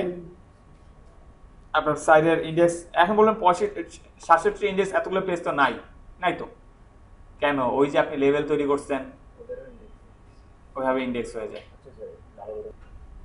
বিষয়টা হচ্ছে আপনি একটা কন্টেন্ট মনে করেন আজকে লিখছেন, আপনি ওই যে এই দিয়েছেন কি পার্মালিন দিয়েছেন কি সামার ড্রিল ফর কিডস করেছেন পার্মালিন। আচ্ছা, ওই পেজটা আপনি এখন আপডেট করতেছেন বাসায় বসে করেন, এটা গুগলে কোনো মাথা ব্যথা নেই। গুগলের হেডেক শুধু ওই যে সামার ড্রিল ফর কিডস দিয়েছেন ওইটা যদি সে ইন্ডেক্স করে ফেলে, এবার যদি পেজের কোনো চেঞ্জও করেন ওটা নিয়ে হেডেক নেই। ওর হেডেক হচ্ছে তখনই যদি আপনি সামার ড্রিঙ্কস ফর কিডস এর আগে যদি healthy summer drinks for kids দেন, কারণ চেঞ্জ হয়ে গেল না, তখন ওর হেডেক হচ্ছে ওটা নিয়ে। তখনও আবার নতুন করে ওইটাকে আবার ইন্ডেক্স করবে। যখনই নতুন করে ওইটাকে ইন্ডেক্স করলো, পুরোনো পেজ তো আর নাই, কিন্তু পুরোনো পেজে ইউআরএল তে ইন্ডেক্স, তখন ওটাকে 404 দেখাবে তোমার পেজ খুলবে। আপনি তো ওই পেজটা রাখেন, ওই পেজটা আপনি এখন তো আলটিমেটলি নাই, আপনি তো দেখছেন কি, আপনি ভাবছেন কি আমি তো জাস্ট ইউআরএলটা চেঞ্জ করে দিয়েছি, কিন্তু অ্যাকচুয়ালি তো পেজই তো নাই আর তখন এটা 404 ইন্ডিয়া অ্যারো দেখায়। আর এই অ্যারো দেখালে তখন যেটা করতে হয় 301 রিডাইরেক্ট করে দিতে হয়। মানে ওই যে সামার ড্রিঙ্ক ফর কিডস ওই ইউআরএলটাকে আপনি তখন রিডাইরেক্ট করবেন ওই healthy summer drinks for kids এর জন্য, যে তুমি কেউ যদি সামার ড্রিঙ্কস ফর কিডস এ ক্লিক করে তাহলে যেন তাকে হেলদি সামার ড্রিঙ্কস ফর কিডে নিয়ে যাওয়া হয়। এই রিডাইরেক্টটা করে দিতে হয়, তা না হলে ওই 404 পেজ দেখায় এবং এটা সাইটের জন্য খুবই খুবই খারাপ। এটা নাকি ব্লগার থেকে রিমুভ করা যায় না, মানে ব্লগের যে আছে ওয়ার্ডপ্রেস থেকে নাকি রিমুভ করা যায়? ব্লগে রিডাইরেক্ট করা যায়, রিমুভ করে না। এইসব পেজ একটা জিনিস বলি, গুগলে সাধারণত যে পেজগুলো ইন্ডেক্স হয়ে যায় ওগুলো রিমুভ করা ঠিক না, খুব বেশি দরকার না হলে রিমুভ করা ঠিক না, রিডাইরেক্ট করা উচিত। ব্লগে রিডাইরেক্ট করা যায়, আর আপনি বলছেন না। ঠিক আছে তা না, ব্লগেও রিমুভ করা যায়, ওই ইন্ডেক্স করা যায়, ওই রিডাইরেক্ট করা যায়, এবং আপনার ওয়ার্ডপ্রেসও করা যায়। ওয়ার্ডপ্রেসে করতে হলে আপনার একটা ভালো ইয়ে আছে, ইওস প্লাগইন দিয়েও ক্যানিকালাইজেশন ফিক্স করা যায়, যেটা ই কমার্সের জন্য মানে দরকারি, 100% দরকার ই কমার্সের জন্য, কারণ ই কমার্সের জন্য এছাড়া উপায় থাকে না। ই কমার্স সাইটের জন্য, কারণ ই কমার্স সাইটের জন্য আপনি একটা মোবাইল সেট মনে করেন, মোবাইল সেটের বিভিন্ন কালার আছে না, 4-5টা কালার দিয়েছে মোবাইল সেটে। এখন মজার কথা হচ্ছে কেউ যদি রেড কালারে ক্লিক করে, মোবাইল সাইটের যে ইউআরএলটা দিবে গ্রিনে ক্লিক করলে সেম ইউআরএল আসবে, ডিফারেন্ট ইউআরএল আসবে। সো ইউআরএল কিন্তু ডিফারেন্ট হলেও কন্টেন্ট কিন্তু সেম থাকছে প্রত্যেক পেজে। এইটা কিন্তু ক্যানিক্যাল ইস্যুসের জম্মের মানে একদম পুরা ধরে, এবং এই জন্য স্প্যামি মনে করে। এই কারণে মোবাইলের জন্য ক্যানিক্যাল ফিক্স করে দিতে হয় যে আমার মেইন হচ্ছে এইটা ক্যানিক্যাল পেজ, ক্যানিক্যাল ইউআরএল হচ্ছে এইটা, তুমি এইটাকে মেইন দেখবে, বাকি যা আসে সবগুলো এমনি, ওগুলো হচ্ছে আদার্স, এইগুলো ধরবো না। এইটা করতে হয় আপনার ওই যে ইওস প্লাগইনের মধ্যে একদম পাশে যেখানে সবুজ বা রেড কালার দেখার পাশে একটা গোল একটা গিয়ার বাটন ছিল, অ্যাডভান্স অপশন, ওটা অ্যাডভান্সে একটা দেখবেন ক্যানিক্যাল ইউআরএল বলে একটা অপশন আছে, ওইখানে আছে। আচ্ছা, এবার আসি রিডাইরেক্ট কথা নিয়ে যেটা আসলো, রিডাইরেক্টটা আমি একটু পরে দেখাচ্ছি। ব্লগারও রিডাইরেক্ট করা যায়, আমি দেখাই দেবো কেন ব্লগারে করা দরকার রিডাইরেক্ট। আচ্ছা আসে, আমি দেখাই দিব, দিচ্ছি। এবার আসি কন্টেন্ট কিওয়ার্ড।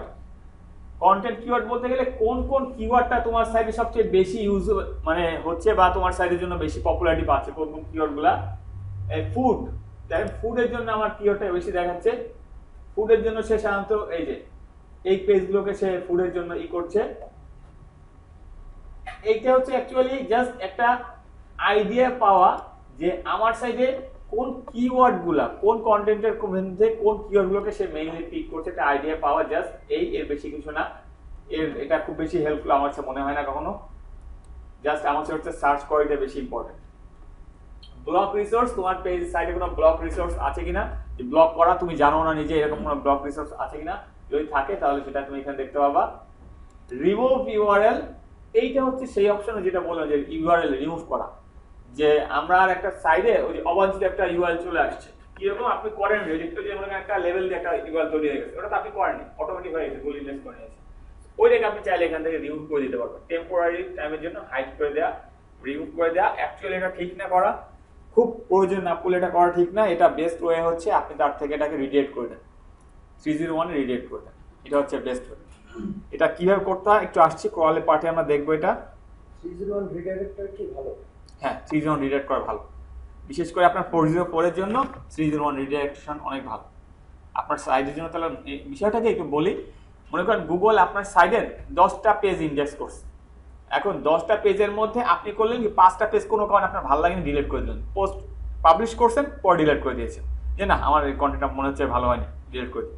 কিন্তু গুগল তো ইন্ডেক্স করে ফেলছে, কারণ গুগলের চোখে এখানে 10টা পেজই আছে, সে তো পরে যখন যাবে আপনার পেজে যাই দেখবে 5টা আর 5টা কই, তখন সে 5টা পেজে কিন্তু যাবে না তা না, সে ক্রল করতে যাবে, যে দেখবে পেজ নাই, পেজ নট ফাউন্ড, ওগুলোকে তখন 404 দেখাবে।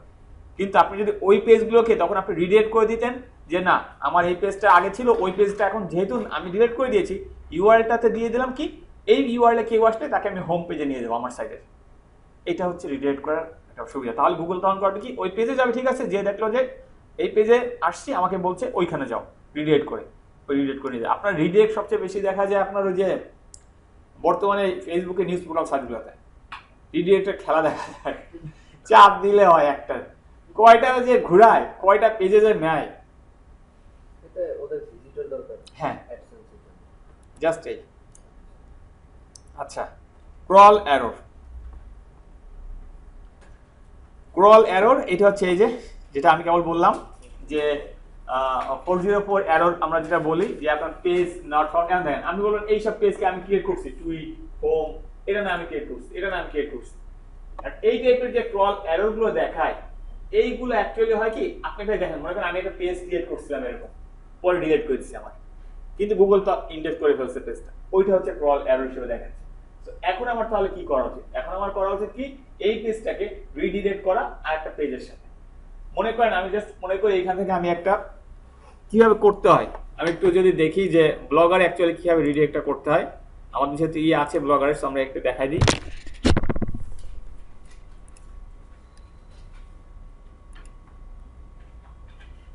সেটিংসে গেলাম,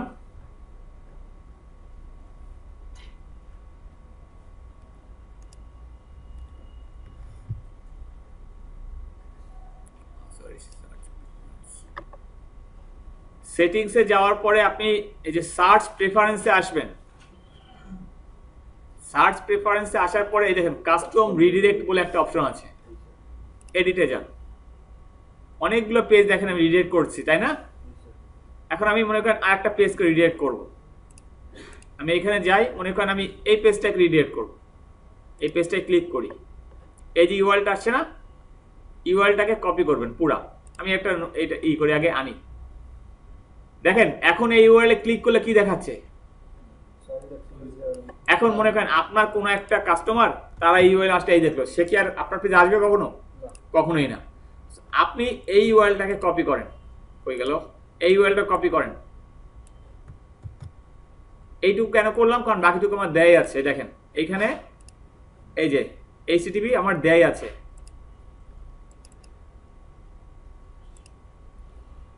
এখানে আমি দিয়ে দিলাম যে আমি চাচ্ছি এই পেজটাকে তুমি রিডিরেক্ট করবা, এই পেজটাকে রিডিরেক্ট করবা। কোথায় রিডিরেক্ট করবা?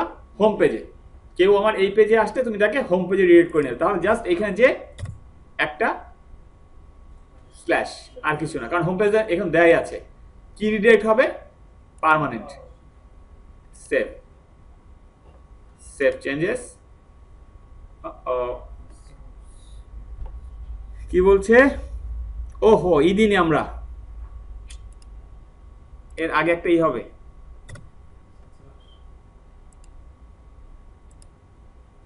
ওকে, ঠিক আছে, দেন ডান। এখন দেখেন,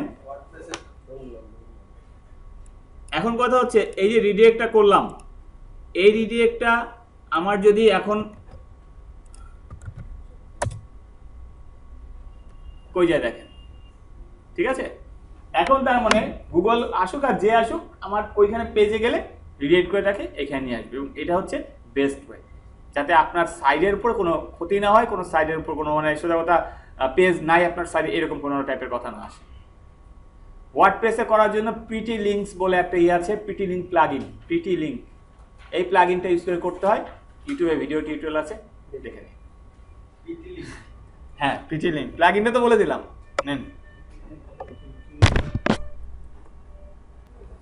সো আপনারা যেটা বললাম, আপনাদের সাইডের যদি কখনো এটা একটু অ্যাডভান্স লেভেলের কাজ, এগুলা এই যে 301 রিডাইরেক্ট করা, এগুলো টেকনিক্যাল লেভেলের কাজ, এগুলো বায়ারদের কাজ থাকে, করতে হয়, কিন্তু আমরা অনেকে মনে করি অনেক ঝামেলার জন্য করতে চাই না।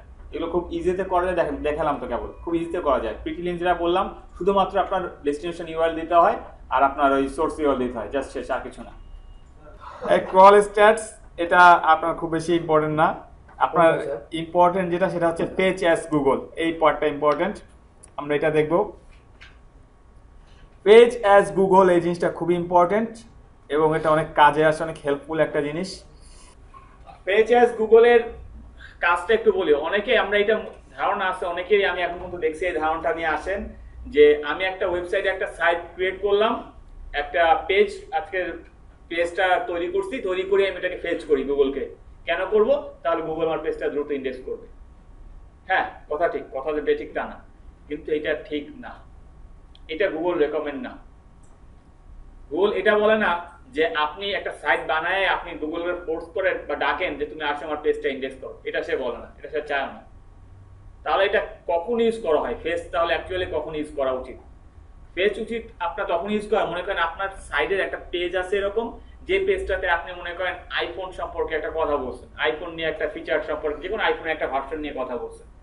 এখন আপনি দেখলেন যে আইফোনেরই নতুন আরেকটা ভার্সন আসছে, কিন্তু ফিচার খুব বেশি ডিফারেন্ট না, সামান্য একটু ডিফারেন্ট। আর ওর জন্য কি একটা পুরো আর্টিকেল লিখবেন আপনি? আবার আপনি চিন্তা করলেন কি আমার তো আইফোন নিয়ে একটা পোস্ট আছে এবং ওটা মোটামুটি র্যাঙ্কও আছে, তাহলে কাজ করি ওই পোস্টের নিচে নতুন যে ভার্সনটা আসছে জাস্ট ওই ভার্সনটা নিয়ে একটা ছোট্ট একটা প্যারা লিখে দিই। তাহলে কি হলো? পিপুল আসলে নতুন ভার্সনটাও জানলো, পুরনো ভার্সনটা সম্পর্কেও জানলো। এই যে করলেন কাজটা, করার পরে কি পেজটা আপডেট দেন না? এই আপডেট দিলে গুগলের কাছে তো আপনার পুরনো পেজটা ইন্ডেক্স আছে, গুগল তো আপনাকে র্যাঙ্ক দিবে পুরনো সেই মোবাইল ভার্সনের জন্য, নতুনটার জন্য তো র্যাঙ্ক দিবে না। কিন্তু যদি জানতো গুগল যে আপনারটার ভিতরে নতুনটাও আছে, তাহলে তো সে আপনাকে আগে র্যাঙ্ক দিত, কারণ আপনার কাছে অলরেডি র্যাঙ্কে আছে। এই জন্য তখন গুগল কাছে সেই ফেচটা করতে হয়, ফেচ করে তাকে বলতে হয় আমি আমার সাইডের এই আপডেটটা আনছি, তুমি যাও ক্রল করো, ইন্ডেক্স করো আবার। এইটা হচ্ছে মেইনলি পেজের ইউজ। কিন্তু আমরা অনেকে মনে করি যে পেজ ক্রিয়েট করি আমরা ওটাকে ফেচ করতে পাঠাই দিই, এটা ঠিক না, এটা কখনো করবেন না। গুগলকে নর্মাল ওয়েতে আপনার যদি পেজ একটা ইন্ডেক্স হতে 1 সপ্তাহ সময় লাগে, লাগুক, প্রবলেম না, এটাতে কোনো সমস্যা নেই যে আপনার পেজ ইন্ডেক্স হচ্ছে না, 1 সপ্তাহ ধরে পেন্ডিং আছে, সে তার মতো ইন্ডেক্স করুন। আর অলওয়েজ একটা পেজ ক্রিয়েট করার পরে ট্রাই করবেন সোশ্যালে শেয়ার দিতে, অ্যাটলিস্ট গুগল প্লাসে 2-3টা শেয়ার দিবেন, তাহলে পেজটা দ্রুত ইন্ডেক্স হয়। কারণ গুগল আপনার বা যে ইন্ডেক্স বট আছে সে আপনার পেজে যে বসে না থাকতে পারে, কিন্তু সোশ্যাল মিডিয়াতে তারা বেশি থাকে, কারণ ওইখানে অ্যাক্টিভিটি পিপুলের বেশি থাকে, ওই জন্য ওইখান থেকে তার ওর থ্রুতে হলো আপনার পেজটাকে তারা ইন্ডেক্স করে। বোঝা গেছে? ফোর্স করে তাহলে সে ইন্ডেক্স করবে। হ্যাঁ হ্যাঁ, ইন্ডেক্স করবে না তা না, ইন্ডেক্স করবে, কিন্তু সে এটাকে ভালোভাবে দেখে না, অ্যাকচুয়ালি সে বলে না, মানে রিকমেন্ড না, গুগল রিকমেন্ড না। এটা কথা ম্যানুয়ালি দেয় বেটার। আমার কথা হচ্ছে ম্যানুয়ালি সে যেটা করবে করুক, এখানে ফোর্স করার কোনো ই নেই, করাটা ঠিক না। বিষয়টা হচ্ছে এরকম যে অনেক সময় আমাদের দ্রুত দরকার হয়, তখন হয়তো এটা করলে চাইলে করতে পারেন। আচ্ছা, এবার আসি আমরা robots.txt নিয়ে। আমরা যে বলছিলাম যে মনে করেন একটা পেজ ক্রিয়েট করছি, আমরা পেজটাকে আমি robots.txt দিয়ে আমি কোনো মতে পেজটা দেখছি 2 সপ্তাহ 3 সপ্তাহ গেছে, ইন্ডেক্স হচ্ছে না। এখন আমার মাথায় চিন্তা আসলো আমি কি পেজটাকে এখানে robots.txt দিয়ে আটকে রাখছি, বা রোবটস যে কি আমার এই পেজটা ক্রল করতে পারছে না কেন, বা গুগল আমার পেজটা ইন্ডেক্স করছে না কেন, এর রিজনটা কি? তখন আপনি চাইলে একটু, আমি দেখেন এখানে মনে করেন আমি আমার একটা আর্টিকেলে যাই, মনে করেন আমি এই আর্টিকেলটা আসলাম, এখন এই আর্টিকেলটা এসে আমি চিন্তা করছি যে এই আর্টিকেলটা পেজটা আমি অনেকদিন হয়েছে দিছি, কিন্তু আর্টিকেলটা এখনো ইন্ডেক্স হচ্ছে না। সো এটা কি robots.txt দিয়ে কোনো মতো অফ করা কিনা চেক করে দেখি আমি। তখন আপনি এইখান থেকে আপনার ইউআরএলটা কপি করেন, এই যে রোবটস টিএক্সটি টেস্টার দেখেন, এই যে এটা হোমে যাই, দেখা যাচ্ছে এই যে রোবটস টিএক্সটি টেস্টার নিচে আর কি, এটা আর উপরে উঠবে না। এইখানে এসে আপনার ইউআরএলটা দিতে হবে, জাস্ট ইউআরএলটা দেবেন, দেওয়ার পরে যে টেস্টে ক্লিক করেন, সে কি বলছে অ্যালাউ, যে না তুমি রোবট টিএক্সটি দিয়ে তোমার পেজ আটকাও না, তার মানে তোমার পেজ অ্যালাউড আছে। মানে আপনি 100% শিওর হয়ে গেলেন। অনেক সময় কয় না বাইরের কাজ করতে যাবেন, যখন মনে করেন বাইরের কাজ করতে গেলে তো আমাদের রেজাল্ট ওরিয়েন্টেড কাজ করতে হয়। সো ওই সময় বাইরকে বললেন যে হ্যাঁ তোমার এই পেজ আমি রোবট টিএক্সটি সমস্যা ছিলাম ঠিক করে দিচ্ছি, প্রুফ কি, তখন এইখানে দিয়ে বলতে হবে টেস্ট করো, দেখে দাও। আমি যদি একটা কন্টেন্ট আপলোড দিলাম দিয়ে সে লিঙ্কডইনের সাথে সাথে চেক করলে কি এটা দেখাবে যে অ্যালাউ আছে কি না? দেখি না এখন দিয়ে, এখন তো ইনডেক্স কন্টেন্ট, করে নাই আর কি। এখন তো একটা কন্টেন্ট আমরা দিয়েছিলাম না, নতুন কন্টেন্ট আছে না, ওটা দিয়ে দেখি যেটা ইন্ডেক্স হয়নি।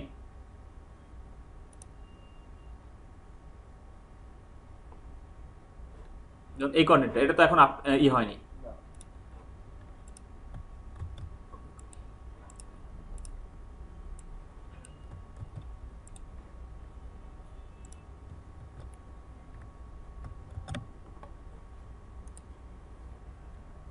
অ্যালাউড, তার মানে কন্টেন্ট আমি কেবল ক্রিয়েট করেছি, আমি এটাকে রোবট টিএক্সটি দিয়ে শুধুমাত্র রোবটের দিয়ে আটকাইনি। এখন ইন্ডেক্স হয়নি কেন, এখন সেটা আসেনি, গুগল আসে ইন্ডেক্স করেনি, অ্যালাউড। এই জায়গা থেকে আটকানো এটা। রয়েছে, এখান থেকে আটকানো যাবে। হ্যাঁ আটকানো যাবে, সেটা হচ্ছে আপনার ইসে যেতে হবে, এখানে যে ওই যে কেন সাইট সেটিংসে দেখাইছিলাম না আমি রোবট না, টিএক্সটি, আমি ওই জায়গা থেকে সার্চ মারছি। এইখানে তাহলে আপনার নতুন করে আবার ওই রোবট টিএক্সটি ই করতে হবে, আপডেট করতে হবে। মানে এখান থেকে দেখেন আপডেট করে সি লাইভে যাই, এখান থেকে আমার কেমন আছে এটা দেখাচ্ছে। এখানকার সাবমিট অপশন আছে একটা, দেখেন এখানে এই যে আপনি আপলোড করার অপশন আছে, এখান থেকে যে আপনার এডিট করে দেওয়াটা বেটার, ডিসেবল করা থাকলে থাকবে, এখান থেকে যে আপনার কাজ করা বেটার। এখানে এখানে যে যেটা চেঞ্জ করবেন সেটা ওইখানে চেঞ্জের ইফেক্ট পড়বে, এছাড়া আর কিছুই না। আচ্ছা, সাইড ম্যাপ,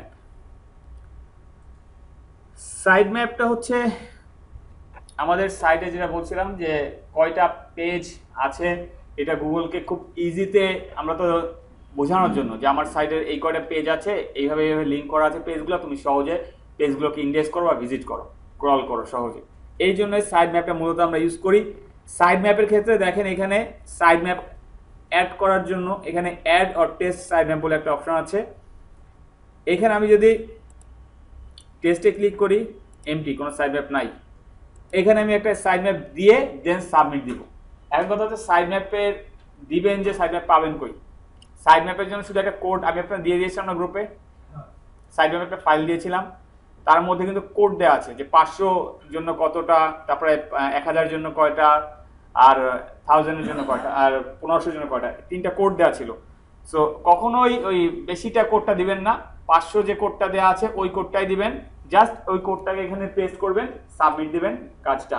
কিন্তু সাইড ম্যাপটা সাধারণত এখন বর্তমানে মানুষ যারা আছে তারা ইমেজ সাইড ম্যাপও সাবমিট করে, ভিডিও সাইড ম্যাপও দেয় যাদের আছে তারা। সো এই সাইড ম্যাপ যদি এখানে আপনি দেন, এইভাবে সাইড ম্যাপ দেন, এটাও হবে, এটা হবে না তা না, কিন্তু এইখানে যে সাইড ম্যাপ দিবেন ওই সাইড ম্যাপটা সাধারণত অ্যাটলিস্ট কন্টেন্ট 20-25টা বা 30টা হলে তারপরে দিন। আপনার সাইডে কন্টেন্ট নাই, খালি করে সাইড ম্যাপ দিয়ে ঝামেলা করার দরকার নেই, এই ঝামেলা যায় না। কন্টেন্ট সাইড ম্যাপ তখনই দেন যখন কন্টেন্ট একটা রিচ হবে, অনেক বেশি কন্টেন্ট হবে, তখন সাইড ম্যাপটা অ্যাপ্লাই করেন। তা নাহলে শুধু শুধু সাইড ম্যাপ দিয়ে লাভ নেই, কারণ ওটার কখন সাইড ম্যাপ খুব ভালো কাজ করে না। বিষয়টা হচ্ছে এরকম, আমার বাসায় রুম একটাই, তাই নিয়ে আমার দেখানোটাকে দেখো, আসো ভিতরে আসো, রুম এইটা আমার, রুমের জানলাই কর্নার খুলতে হয়ে যাবে, এইভাবে দেখানো, ওগুলোর দরকার নেই। ওকে, তো আপনাদের গুগল সার্চ কনসোল নিয়ে এই পর্যন্তই ছিল, এইটাই আমরা কাজ করি। কিন্তু একটা ঝামেলা, সেটা হচ্ছে বায়াররা খুব ঝামেলা করে, তারা এর অ্যাক্সেস দিতে চায় না, তারা এর অ্যাক্সেস দিতে চায় না, তারা বলে আমাদের তুমি বলো কি করতে আমি করি, ওরে তারপর স্ক্রিনশট দিয়ে দিয়ে পাঠাতে হয় যে এরপরে এই স্টেপ করো, ঠিক আছে, এই একটা খুব ঝামেলা। হ্যাঁ, অ্যাক্সেস দিতে চায় না।